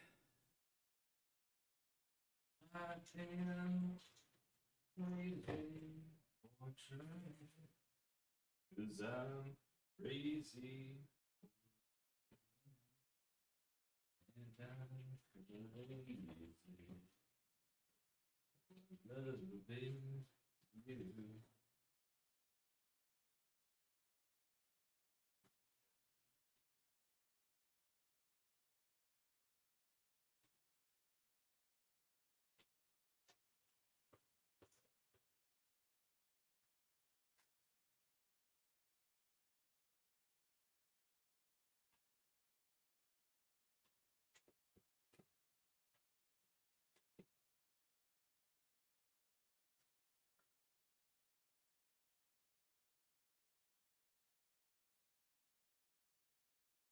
I think the AI is almost done doing something.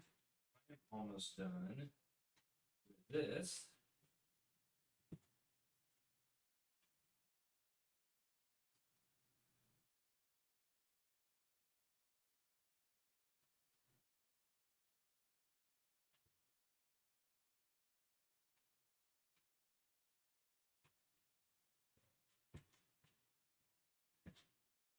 All right. 1, 2, 3, 4, 5, 6, 7, 8, 9, 10. All right.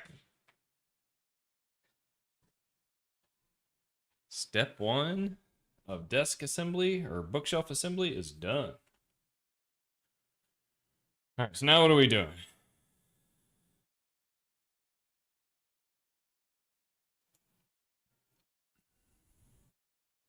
Modifying node ID. We're already off to a bad start. Why the frick is this staying around? Gosh darn it, man.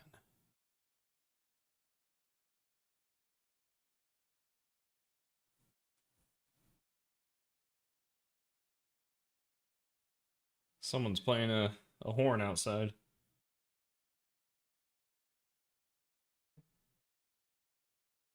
All right, I'm gonna have to yell at them.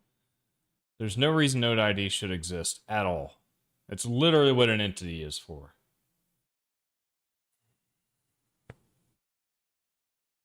Makes no sense.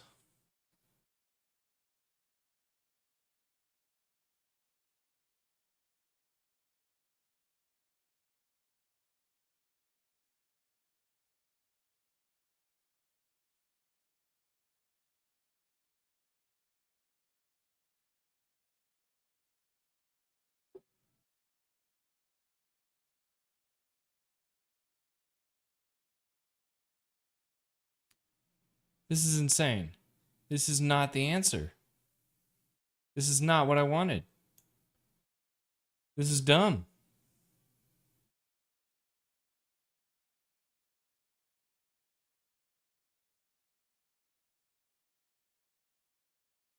What's the saying go? I'm about to crash out.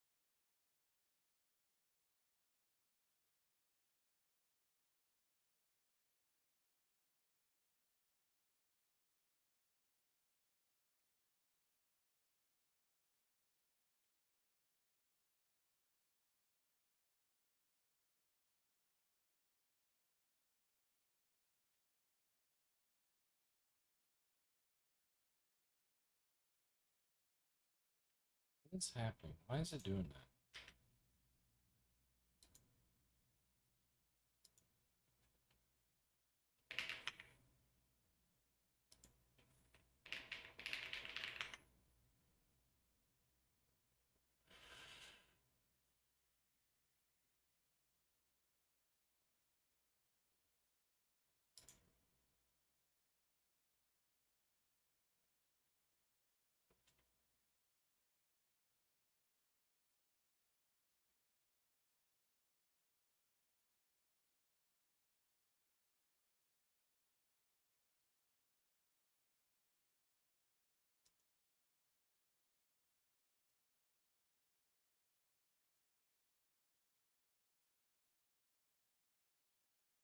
Okay. Audio is not working for this, so I can't do that. Probably because my computer is at like 100% CPU utilization.